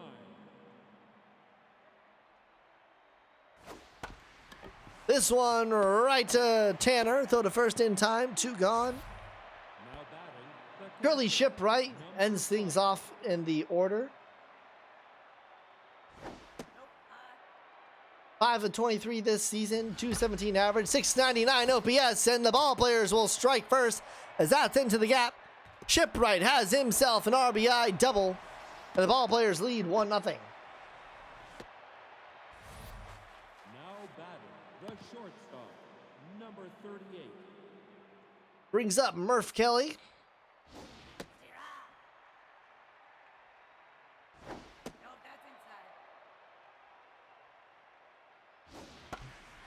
Into left, this is foul.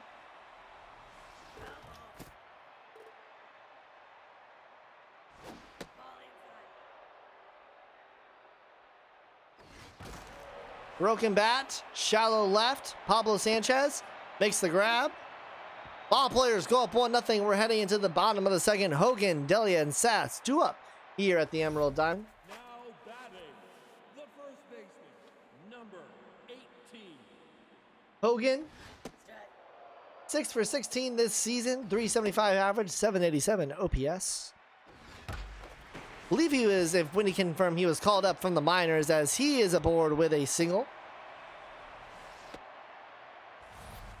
Now Alfred Delia, third baseman, he hits dingers. number Is yet to hit a dinger this season though. 9 of 32, .281 batting average, .642 OPS.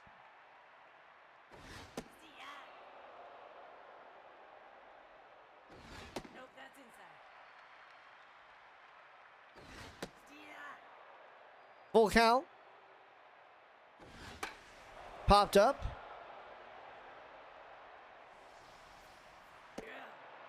And Magic is there. Well, huge congrats to Fitzmagic for officially doubling his previous outing.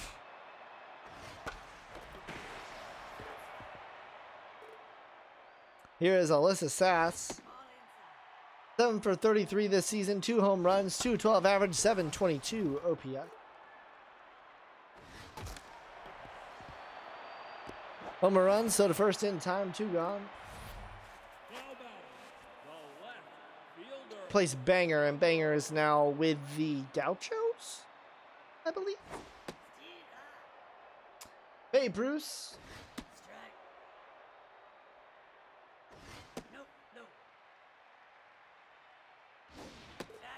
Gee, gets right up there. Was batting 10 for 38 this season, but gets struck out. Get to the top of the third. Harry Shelton will lead things off. Take a look at how these two teams got to where they are today.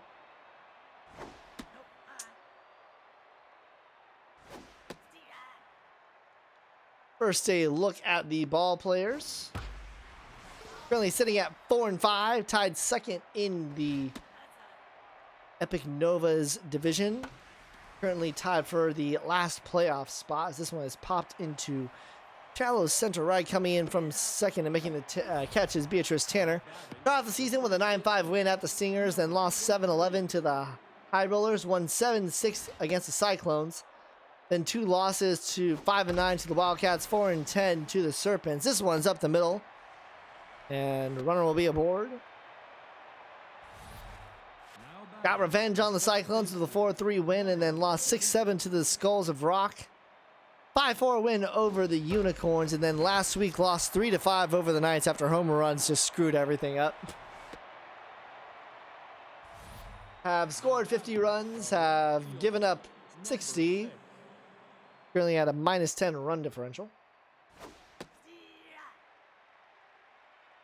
Toby Barker won out runners on first and second. That one is through the gap. And the bases will be loaded. One gone. Now batting, the second baseman. Brings up homer runs. And boy, would this be a time for him to finally live up to expectations. You're going to have to wait a little bit longer as this is into left. Caught by Bruce. The throw home is... Oh! Alyssa Sass can't handle it. Probably runner would have been safe anyway, so it's 2-0 ball players. 2 gone now. And here is Nathan Tucker. That's outside.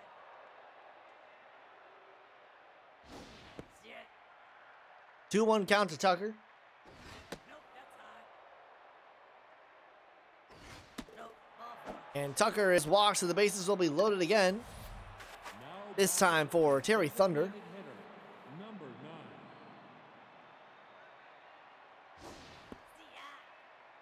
Ball players, a team that sold their souls last season to get a Super Series. Went 11-3 and then lost in the first round to the Serpents.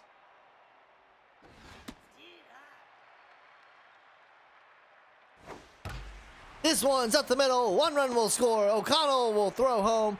That runner will be safe. 4-0 ball players. Now batting, the And here is Curly Shipwright. Started the scoring for the ball players. Okay, Luna is tense.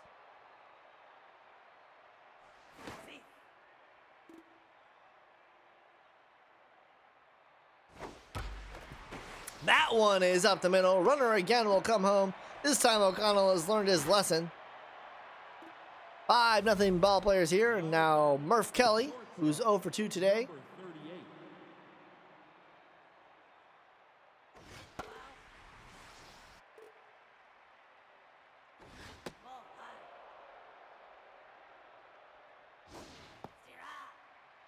number 38. 1-2 count. 2-2.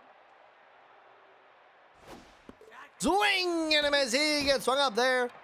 But the ball players score 4. We head to the bottom of the third. 5-0 ball players over Bombers. Now batting, the center fielder, number 10. Billy O'Connell will lead things off.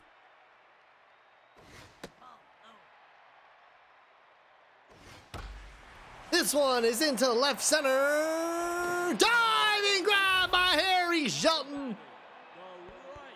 The right, What a nab. 1 gone. Near is Hamish Rifleman. 9.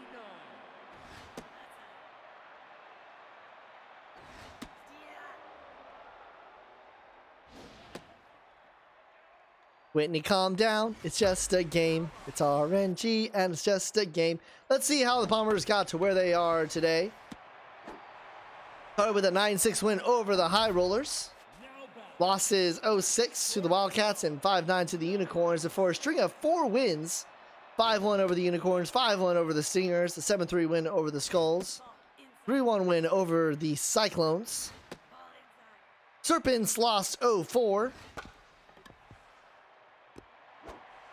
Then 2 wins over the Angels, 7-5, and Gauchos 13-2 before losing 5-14 to the High Rollers last night. This is their third to the last game. Bombers have played more games than anybody else in this league. This is the last we'll see of them until week 11.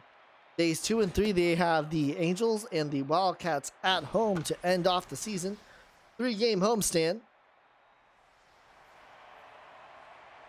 Talked about how the ball players are situated tied for 6th. Bombers currently leading the Epic Phenoms, and they are the number 1 seed in the Epic Conference. Nope, that's outside. Left side, that one's through. 1 out single for De La Stick. now batting, the third baseman, now And that'll do it for Kate Luna. Mario Wrestles will come in. 7. has pitched 24.2 innings, 21 hits, 8 earned runs, 10 walks, 26 strikeouts, 2 home runs given up, a 2.92 ERA, a 9.5 strikeouts per 9.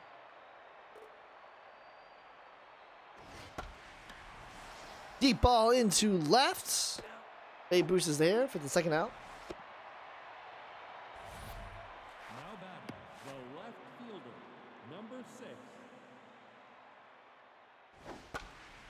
This one's up the middle, a 2-out single. Runner thought about heading to third, but we'll head back. Now batting, the second baseman, number 12. Homer runs now. Runners at first and second, 2 gone. That's down.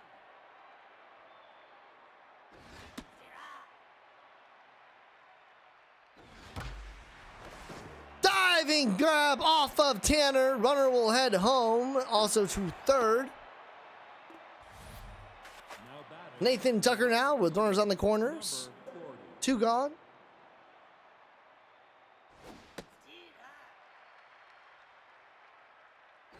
Nope, that's inside. Nope, that's left. 2-1 count. Sanchez, throw to first. In time, ball players add 1 more, head to the bottom of the 4th. 6-0. Luther, Tanner, Hogan due up. Now batting, the designated hitter, number 20. That's right.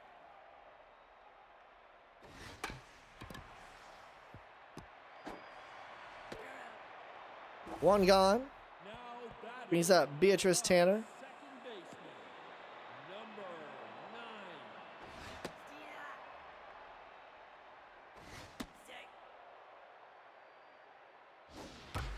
This ball is jacked, heading deep to the track, to the wall. Just foul. Millimeters away.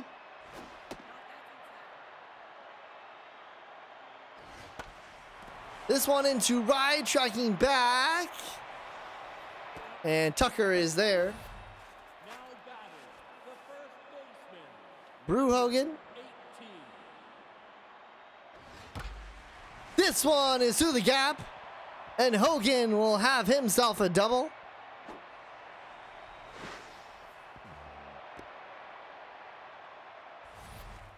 Now batting, the third baseman, number 99.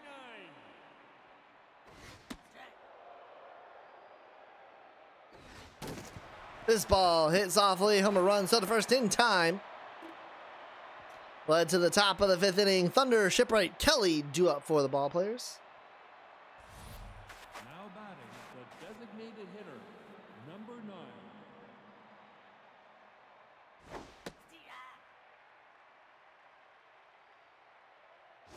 Nope, that's inside.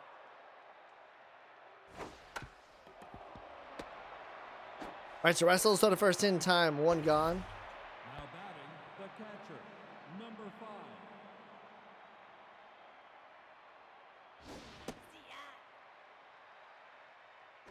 Nope, that's inside. Diving catch by Brew Hogan there. Now batting, the shortstop, number 38. That's outside.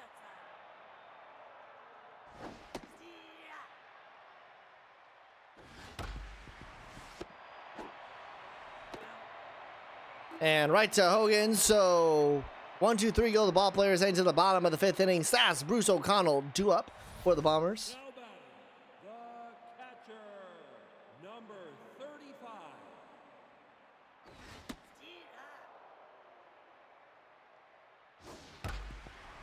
And that one's up the middle. Leadoff single.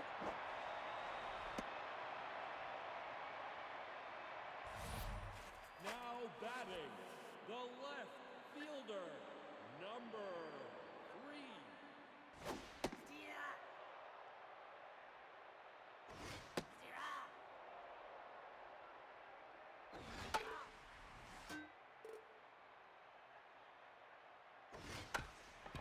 Right to Fitzmagic. Throw to second in time. To throw to first in time. Dragon special.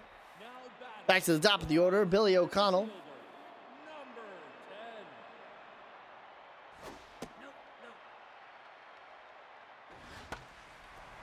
Popped up. Shallow right center. Homer runs is there. Led to the top of the sixth. Picking up the pace a little bit. Shelton, De La Stick, and Black do up. Now batting, the center fielder, number 16.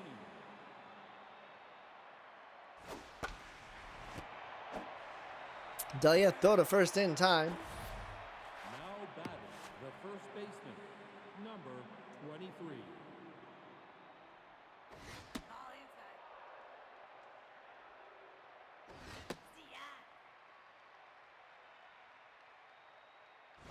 Strike. 1-2 count to De La Stick. And he gets rung up there. Mario Wrestles doing Mario Wrestles things. Number 27. Here is Matthias Black. Ball inside. Ball low. Nope. High. Rio to Black. Finds the zone. Nope. Take your base. And that'll be a walk to Black. Now batting, Here is Toby Barker. number 6.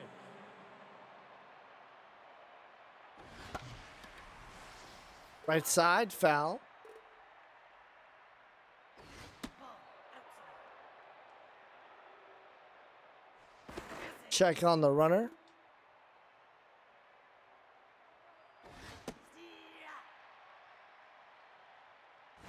Ball outside. 2-2. Ball inside. This is inside, full count. Runner will go. Popped up, right side. This should be playable for Rifleman. Get out. And it is. So ball players don't score a run here. We'll head to the bottom of the sixth inning. Rifleman Sanchez Luther due up for the Bombers. Now batting, the right fielder, number 89.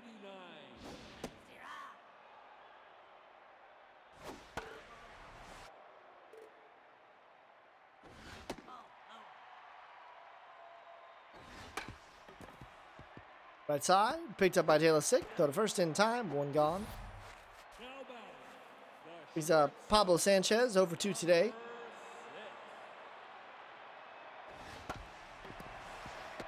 Murph Kelly, throw to first. In the dirt, but De La Stick is there. The rookie, batting, nice defensive effort there. number 20. Brings up Lexi Luther. Nope. That's inside. Left side, caught by Matthias Black. 1, 2, 3, we head to the top of the seventh. Runs, Tucker, Thunder, due up. Now batting, the second baseman, number 12. Right side, that one's through the gap. Lead off single for Homer runs. Boy does know how to hit a ball. Fielder, number 40.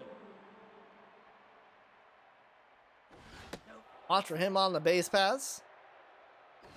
Strike.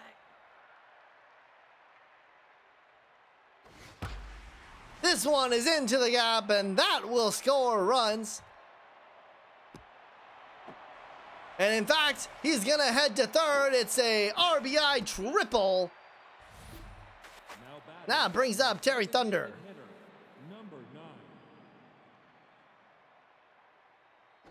Nope. That's high.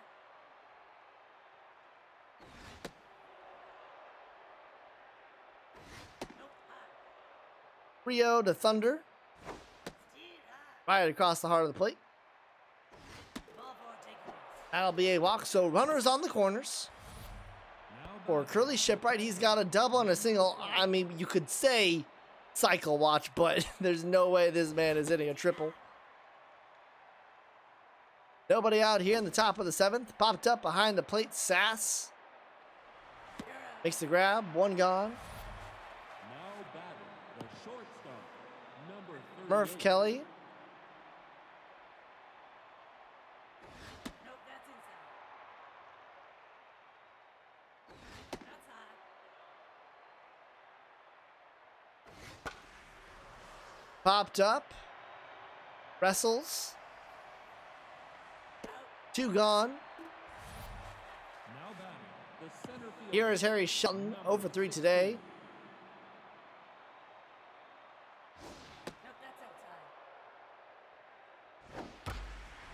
right to the glove of Sanchez. So after all of that, only 1 run scores. We head to the 7th inning stretch. Want to thank everybody for tuning in to Week 8, Day 3 action. I'm Fisek on the call. Make sure that you are following the official SSBL Twitch and join us in our Discord for everything SSBL related. This one, a leadoff single now for the Bombers. They'll look to kickstart their offense here. Now batting, the first baseman, number 18. That's down. Drew Hogan doubling a single today. Right side, nice grab by De La Stick. Throw to second in time to throw to first. In time, De La Stick. Incredible defensive effort. Number 99. 2 gone, and here is Delia. That's outside. Black, go to first. In time. We'll head to the top of the 8th. De La Stick, Black, and Barker all due up for the ball players. Now batting, the first baseman, number 23. Off the plate.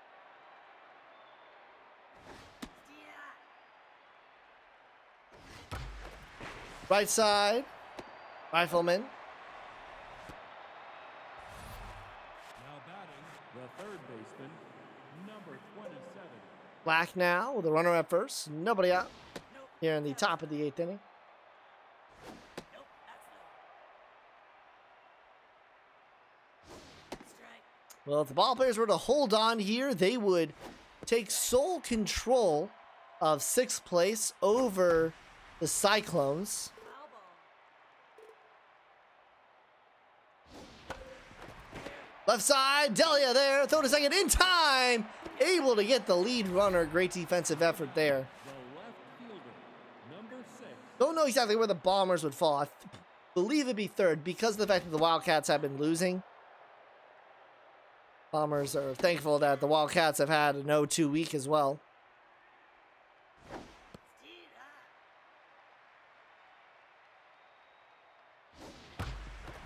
Nice dive by Sanchez. Throw to second in time. The throw to first.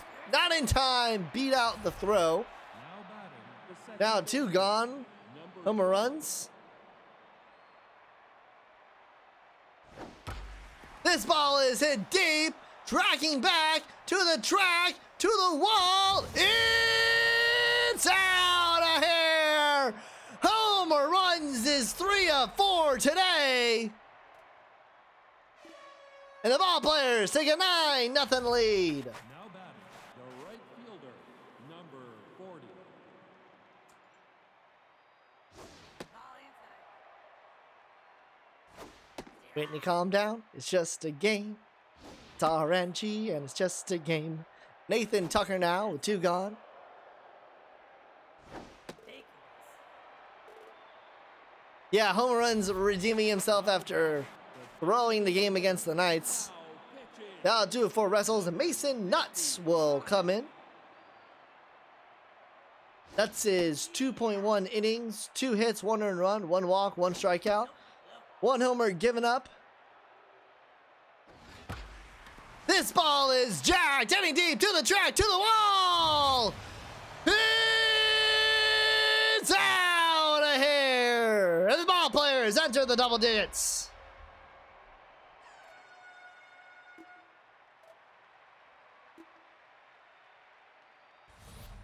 now batting, the catcher, number 5. Pandora. True. Nope, that's inside. Curly Shipwright. That's outside. 3-0 count. Nope, take it. And a walk there from Nuts. Now batting, the Brings up Murph Kelly. number 38. Nope, that's foul. Popped up. Left side. And Delia is there to end the inning. 4 score for the ball players. We get to the bottom of the 8th. Sass, Bruce O'Connell due up. Now batting, the catcher, number 35. Ball outside. Black, go to first. In time, one gone. Now batting the left Babe Bruce. number 3. Nope, that's high. Ball inside. Yeah. Right to Black, throw to first. In time, two gone. Now batting Back to the top of the order, Billy O'Connell. fielder number Fitzmagic, fantastic performance today. Didn't get to see much from the rookie in his first start as he got knocked out to oblivion. But in his first start since returning from injury, 7.2 innings pitched. This one, nice grab by Murph Kelly, the throw to first. In time. Fitzmagic is pitching a shutout here with one more inning to go. Shelton, Dale Stick, and Black due up. now batting the center fielder number 16. Well, despite the rest of his teammates finding a way through today, Harry Shelton is still 0 for 4, and he's going to go 0 for 5 today. Not a highlight for Harry Shelton. The first base Brings up Rick Stick. 23.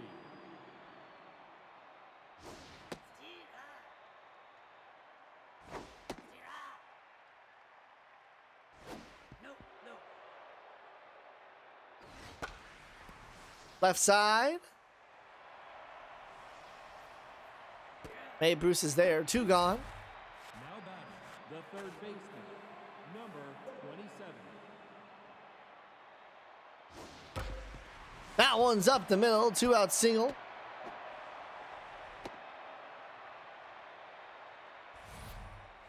And batting that'll be Toby Barker now. number 6.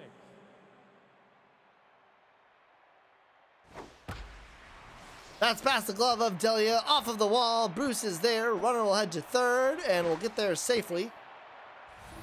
2 gone runners on the corners. And here is, look at that homer runs. He is locked in. 3 for 4 today. Which is unfortunate because I nearly got him in the trade window. Wasn't able to get him. 2-2 count. That's right to Delia. The ball players don't add any. We head to the bottom of the 9th. Fitzmagic 3 outs away from getting the shutout. Now batting But he's going to have to do it to the top of the order. number 83 pitches. You'd expect at the first sign of trouble here that the ball players will call him out. Ball inside. Thankfully for the ball players, the booking man is gone. Illa Page is now in the minors. Now batting the shortstop Well, walk for Rifleman. Here is Pablo Sanchez. Nope, that's inside. Nope, that's inside. That one's to Kelly. Throw to second. In time to throw to first. In time. Dragon special. now batting Fitzmagic 1 out away after only pitching 2 outs. In his first appearance, the rookie has battled back from injury and is 1 out away from pitching a complete game shutout. He is on fire, pops up behind the plate. Caught by Curly Shipwright and Fitzmagic. What a comeback story.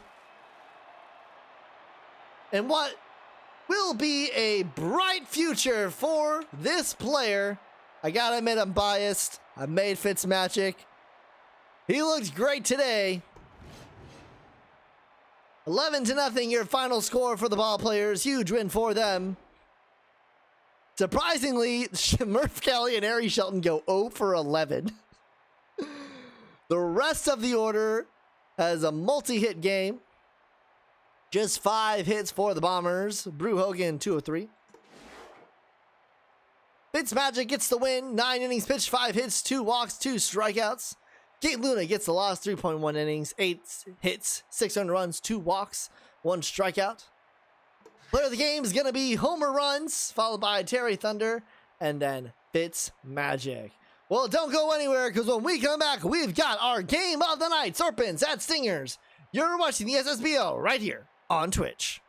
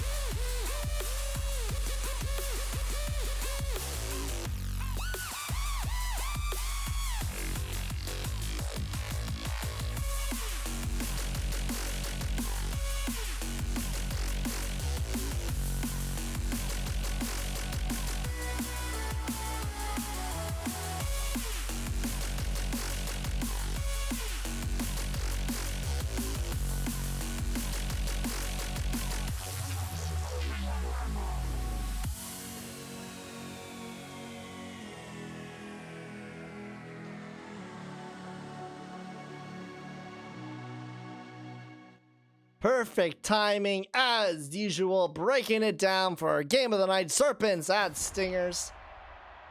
Those of you who are wondering why it's the game of the night, to be frank, it's because of all the trash talk that goes in between these two teams. It's friendly trash talk, but nonetheless, we're here to watch it. Danny California gets the start. The right fielder, number 37.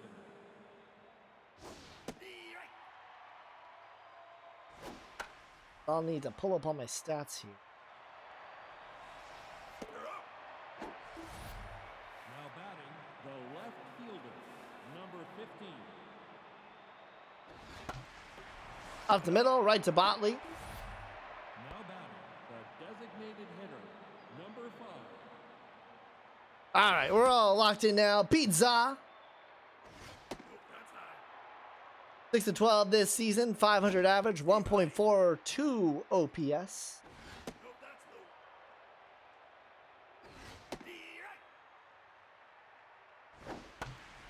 Did some time on the injured list as the Serpents will go 1-2-3 in the top of the inning.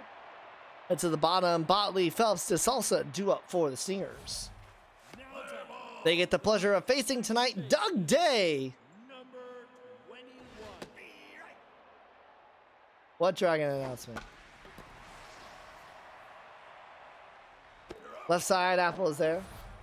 Now batting, the third baseman. Danny, or rather Doug Day this season. Messing it all up. 2.2 innings pitched, 9 hits, 2 earned runs, 4 walks, 6 strikeouts, 1 home run, a 1.42 ERA, a 4.3 strikeouts per 9 average, just over a 1 walks and hits, giving up 4 inning pitched. Facing P. Phelps as she gets one up the middle. 7-25 this season, 280 average, 733 OPS. Brings up Ace DeSalsa, who's kind of found his footing this season for this squad. 10-29 this season, 345 average, 804 OPS. But that's 2 gone now, as here's Shiru Imaya. And I don't have any stats on him because he's just gotten called up from the minors. Did he was a pick in the season 5 draft if Squared was around? I believe he was picked in the season 5 draft. He might have been picked in season 6. I don't know. Honestly, the season 5 and season 6 drafts kind of meld together in my brain. Regardless, he earns a walk. Brings up Matt Duchenne, who I know for sure was a season 5 draft pick. He is 6-25 this season, 240 average, 926 OPS. Pops this up behind the plate. McLarge Hughes is there to settle it. To the top of the second, McLarge, Hughes, Briggs, and Olsen all due up. Now batting the catcher, number 24. Left side. Fouled off. Why am I doing everything else? I gotta get the stats. McLarge, Hughes, 10 for 24, 417 batting average, 1.215 OPS. Only has one home run this season.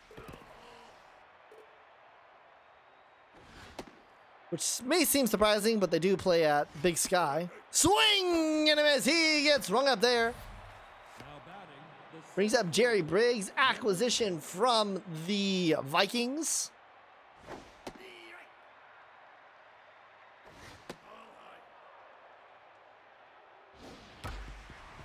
Right to Botley, throw to first, in time, 2 gone. now batting the shortstop, Yeti Olsen.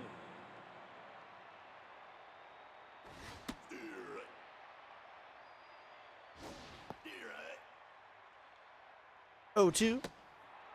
1, 2. I keep on forgetting to do the stats.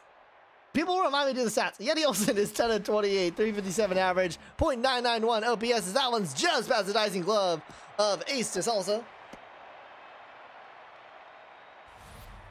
now batting the first baseman, number 44.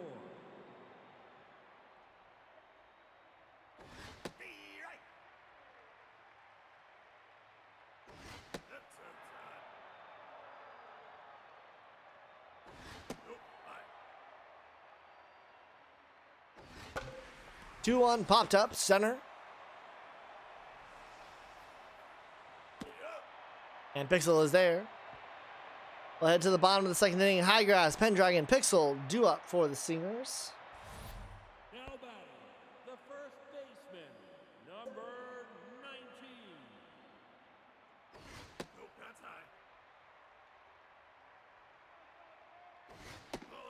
Thank High Grass this season. 3 of 22, 136 average, 523 OPS, and he earns a walk there from Doug Day. Now batting the left fielder, number 12. Yumiko Pendragon. Also don't have any stats on her. She was just called up from the minors as well. And Maya Pendragon, and who else got the call up? I should know this without looking it up. The pitcher. I know it was a pitcher. Coming to me. Swing and a miss. She got rung up there. It's coming to me. It's coming to me. Del Vecchio. I did it. I did it all on my own, guys. I remembered. Pixel. Morrison. Throw to second in time. Not going to be able to get the speedy Pixel out at first. Now batting the catcher, Brings up Kerry Reef.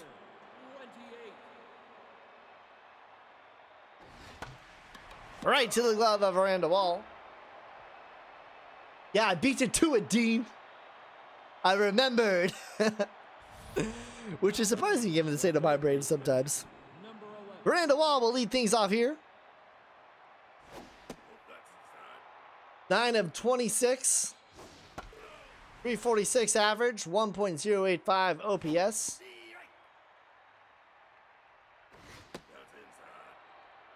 Is one of, I believe, 2 Serpents to have hit a single, double, triple, and a home run this season. Now batting Hits into a ground out there. number 17. Leon Morrison.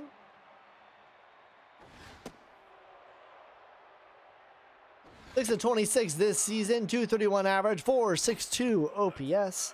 By the way, pitching is, of course, Danny California, as Puppet alluded to with the lyrics. This season, 8 innings pitched, 16 hits given up, 9 earned runs, 6 walks, 7 strikeouts, 1 home run, a 10.13 ERA, 7.9 strikeouts per 9. Currently locked in against this Serpent squad, now facing the second time through the order.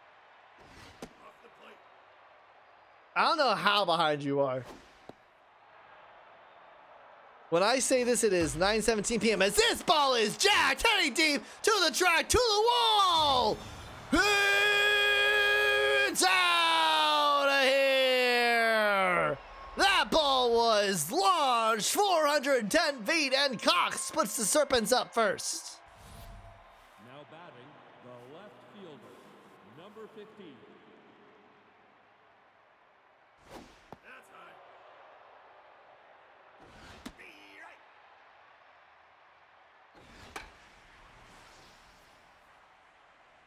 No ball. Left side. Picks up by Phelps. Throw to first. Not in time. Beat out. Now batting, Brings up the Pizza. designated hitter, number 5. Ooh, that could have been danger for the pitcher there. Right to the glove of Peace Phelps for the third out, but the Serpents get aboard first. It's 1-0 heading to the bottom of the third. Top of the order, due up for the Stingers. New shirt for the Stingers is in the SSBL shop. Feel the Sting, I believe, if I remember correctly. Head to Sector 6. I believe it's sector6.com. Let's check this out. Let's try this out. What happens if I do sector6.com? Sector6.com. Ooh, no, you gotta go to sector6apparel.com. Third baseman, number 29. That'll do it for you. Sector6apparel.com.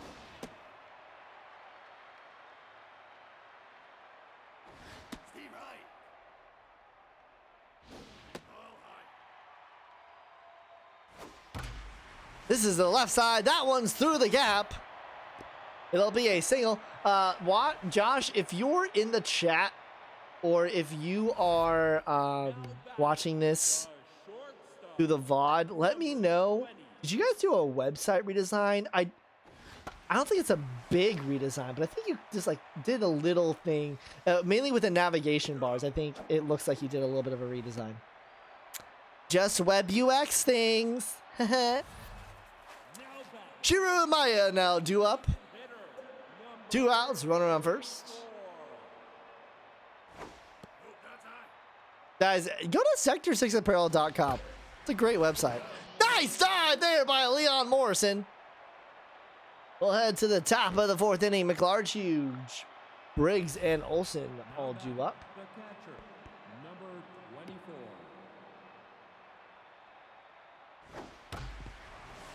This one is right up the middle.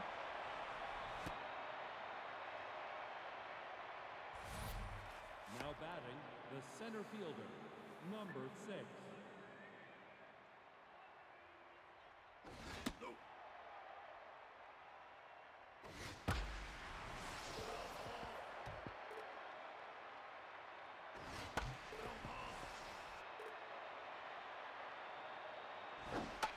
Briggs popped up, right side. High grass is there, one gone. Now batting, the shortstop, number 7. Yeti Olsen now, runner at first, one gone.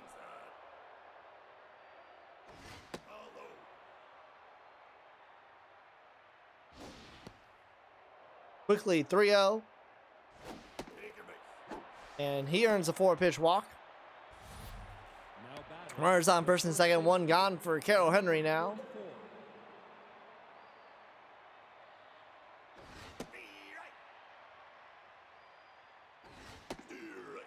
Quickly 0-2 to Henry. Just misses the zone inside there. Popped up left side, that one's foul.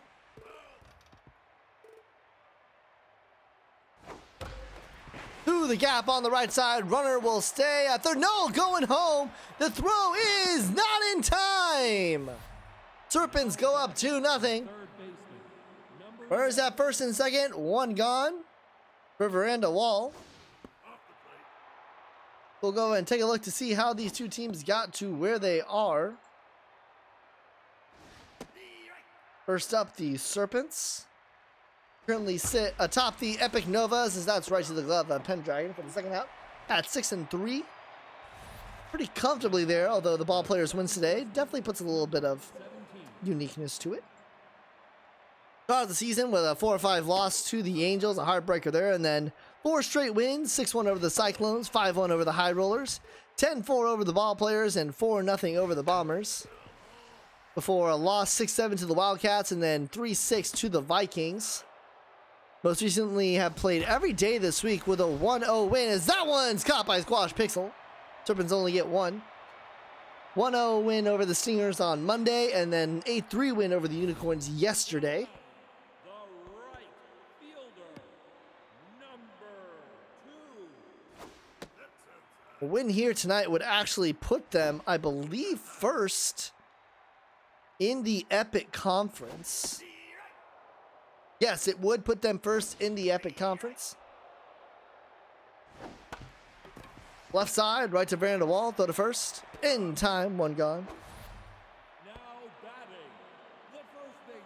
To be not necessarily a turnaround for this Serpent squad, but a Serpent squad that's always just been a pestilence to everybody else. Last season, just qualifying in for the postseason at 6-8. But we're able to pull off a great upset over the Ball Players in the first round of 11-3 Ball Players squad for falling to, it was either the Skulls or the Wildcats that they fell to in the divisional round of the playoffs.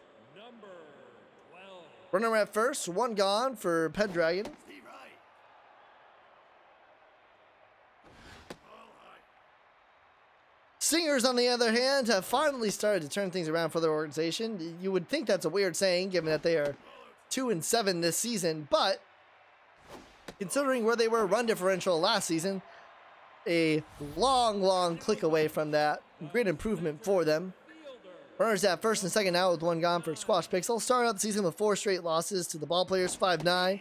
2-3 losses to the Cyclones, 1-5 loss to the Bombers, 3-5 loss to the Unicorns. This one will drop into the gap in left center, and the Singers will get on the board after the Pixel RBI single. Got a win 4-2 over the High Rollers, and then 9-10 loss over the Cyclones, 5-10 loss to the Skulls, 8-0 win over the Wrong Fielders, and then losing Monday 0-1. This is a throw, not in time. Squash Pixel is in safe at second. So here's Kara Reef, one gone.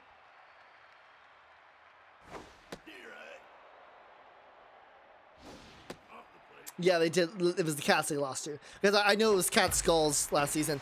Carrie Reeve gets a single, and we are tied at 2.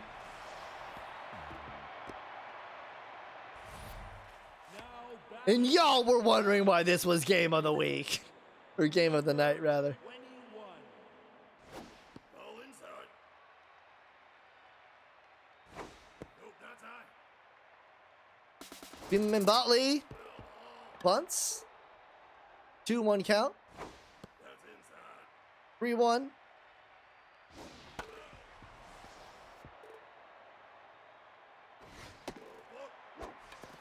And that'll walk Botley. That'll load the bases for Peace Phelps. One out here in the bottom of the 4th. 29. Doug Day under pressure here.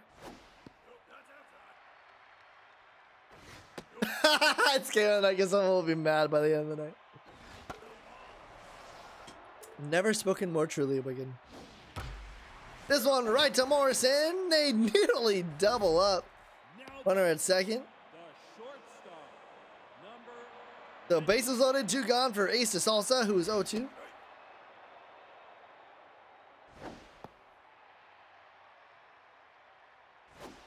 Wright. Nope, that's inside. 2-2 count. And this ball is harmlessly in foul territory. Miranda Wall is there. Serpents find themselves with loaded bases from the Stingers, but are able to somewhat get out of it. Give up 2. Tied up, heading to the top of the 5th inning. Ron Cox to lead things off here. Phelps, throw to first. In time, 1 gone. now batting, The Dragons play next week? I'm curious now. number 15. No, if we do. We do. We face the Lumberjacks. Ball outside. Nope, inside. Wednesday next week. And then we play every single day in week 11. Walkers, Knights, overdrafts. We had the season with 3 away games. Walkers, Knights, overdrafts. Danny California with a walk there. The designated hitter. Now That'll do it for California. In comes Angela Del Vecchio.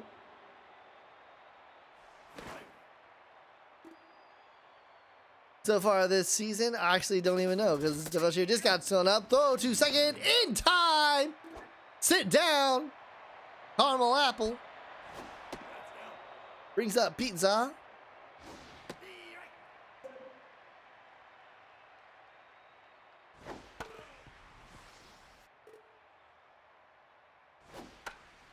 Popped up. Grabbed by Botley. And we will head to the bottom of the 5th inning. Still square. Now batting, the designated hitter, number 44. Steve Wright. Through the gap on the left side and a leadoff single. Now batting, the right fielder, number 2. All high. That one is through the gap as well. Back-to-back singles here and a little bit of trouble with Doug Day, who I believe is tense now. Now batting, the first baseman. Now pitching, number And not only is he tense, but he is out. BB Strongman comes in. Strongman spent some time on the IR, so far in only one appearance. Pitched 3 innings. Gave up 3 hits, no earned runs. 2 walks, 2 strikeouts. It's faking Dank Highgrass, who hits this ball deep into center. Should be deep enough for the runner to tag at second, and is. So 1 gone, runners on the corners. Now batting, the left fielder, number 12. Puppet is still just ripping off of Danny California. Wallace there for the second out, brings up Squash Pixel. Fielder, number 9.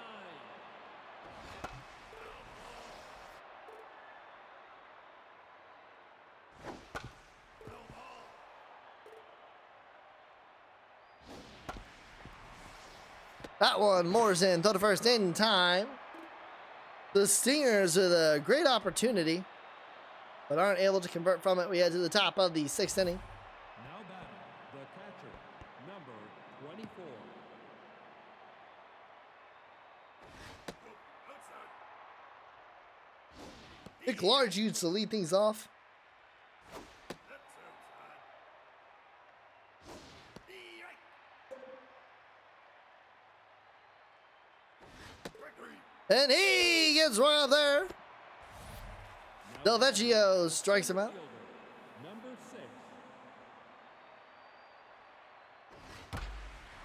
6. Into center. Caught by Pixel. Now batting, the shortstop, number 7. That's high. Brings up Yeti Olson. Off the plate.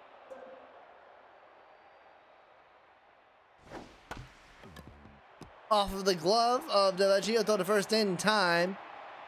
We'll head to the bottom of the 6th. Still a 2-2 game. Reef top of the order due up for the Stingers. Now Currently doing math, which is always a bad sign. And Ramon Taylor will come into pinch hit for Reef. Hollow.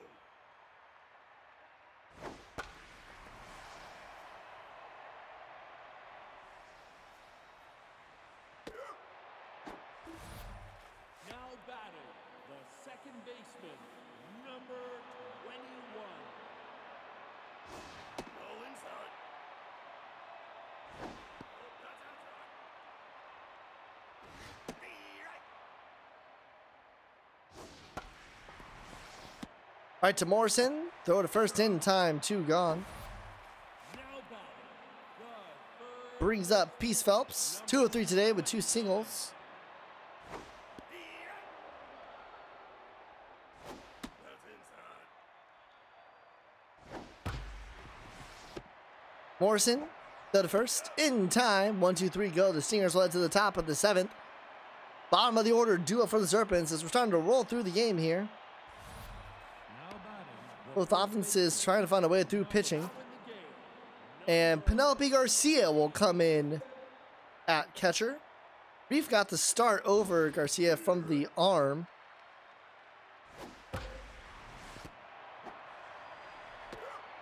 Go to first in time. Now batting, the third baseman, number 11.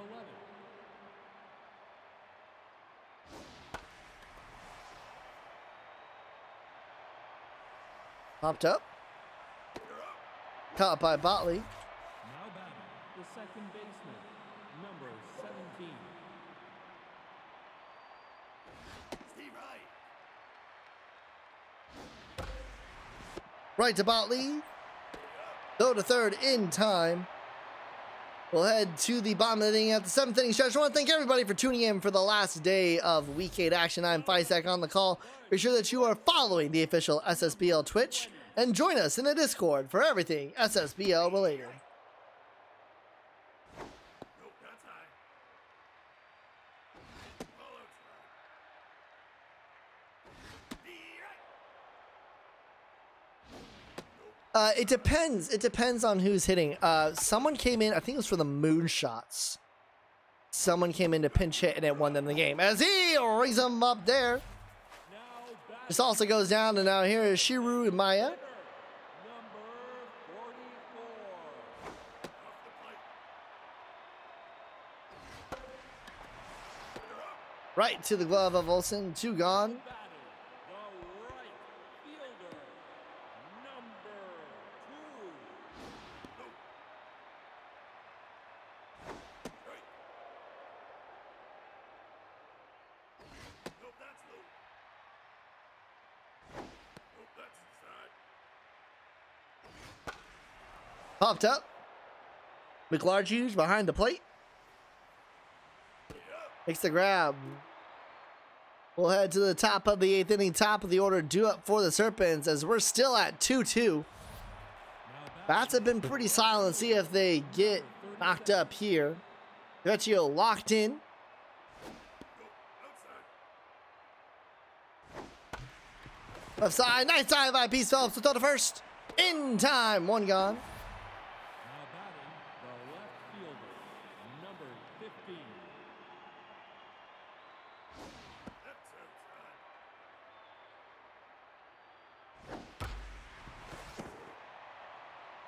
outside. Salsa throw to first, not in time. Apple beats it out.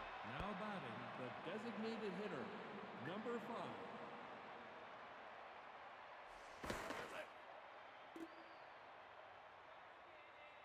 Pizza, runner on first, 1 out. This one is up the middle. Runner will go. They hesitate for a little bit, so don't know if they'll be able to come home. Pixel to throw to the cutoff man, and they won't go home. The runner's on second and third, 1 gone, and the best opportunity yet for the Serpents has arrived as here is Big McLarge huge. That's down. The Vecchio no longer locked in. All high. Steve Wright. D right. Ball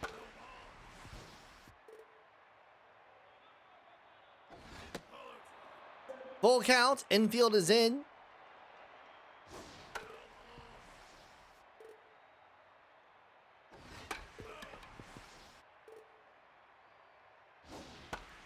Popped up into shallow center.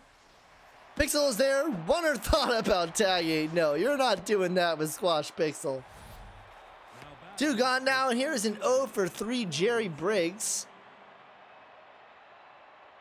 Pressure is all the way up. That one to the right side. 1 run will score. Another runner coming home. The throw will not be in time. The Serpents take a 4-2 lead over the Singers. The shortstop, Not much of an arm there in right.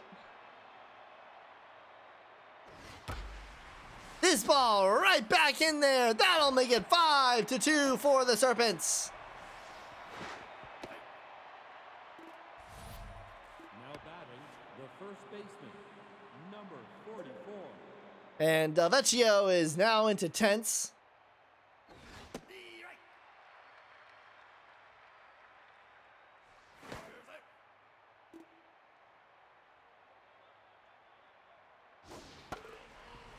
Serpents looking to get the season sweep over the Stingers. have put themselves in a position to do so here.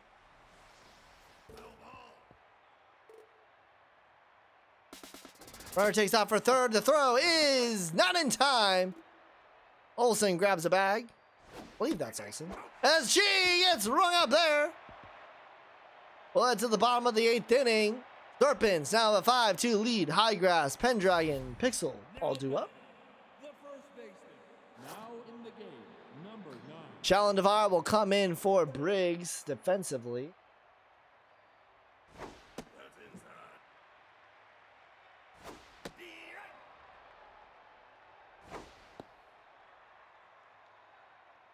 Strike. Leon Morrison. One gone. Now batting, the left fielder, number Pendragon now with BB Strawman locked in. Ball inside. Strike. 1-2 count. This ball is hit well, tracking back to the track, to the wall. It's out of here. 381 feet, and this game isn't over yet. fielder, number 9. Strongman no longer locked in. Here is Squash Pixel. Nope. High. Nope. Take the base. Now batting, Brings up Penelope Garcia. Dude, that ball was halfway into that first level. No way Cox was getting that. That's high. Pinch runner at first. Penelope Garcia. Diving Leon Morrison will just get the runner at first. now batting, So runner in scoring position for an 0 for 3 Beamam and Botley. number 21.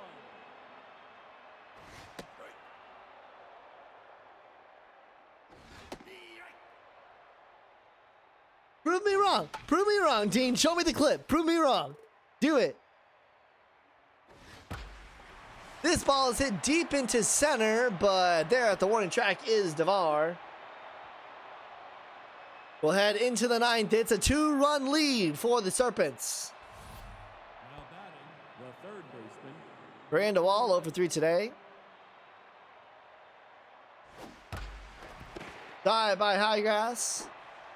Vecchio steps in the bag. One gone. now batting, the second baseman, number 17. Oh, for the now Fumi pick. Gotcha. Highgrass steps on. 2 gone. Now batting, the right fielder, number Ron Cox. 27. Steve Wright. And Righteous also. 1, 2, 3 go the Serpents. So the Stingers need 2 to tie, 3 to win. And y'all were wondering why this was the game of the night. To be fair, Wildcats Angels probably could have been. It doesn't matter. Nothing really matters. Anyone can see. Nothing really matters to me. That's high. Please don't DMCA us. BB prone, now Fumi. That was a ball swung on. 1 gone. Now batting, Ace to Salsa. Over 4 today. 20. Can he get on? No, he'll swing at the first pitch he sees. Right to Morrison. Throw to first in time.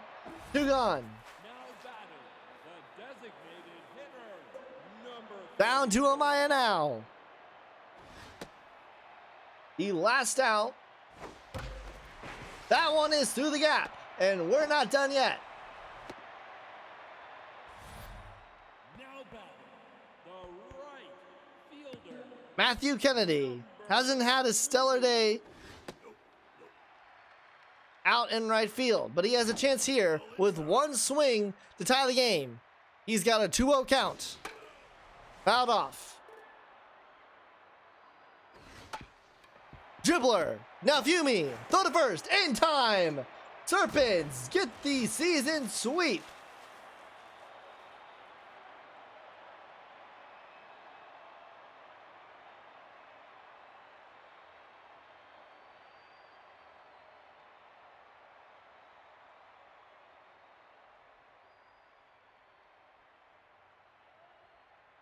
The Serpents move into first place with a 7-3 record. Stingers drop to 2-8. It was a close one, but the Serpents prevail.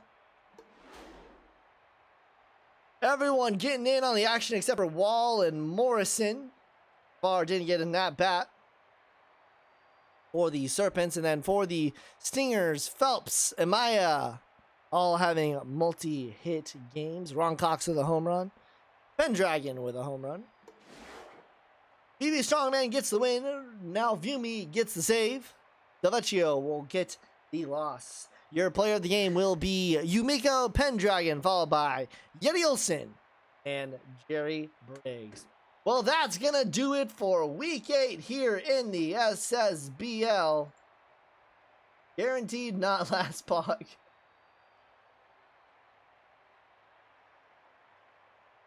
Didn't realize Freddie Mercury was commentating out because my what I did for.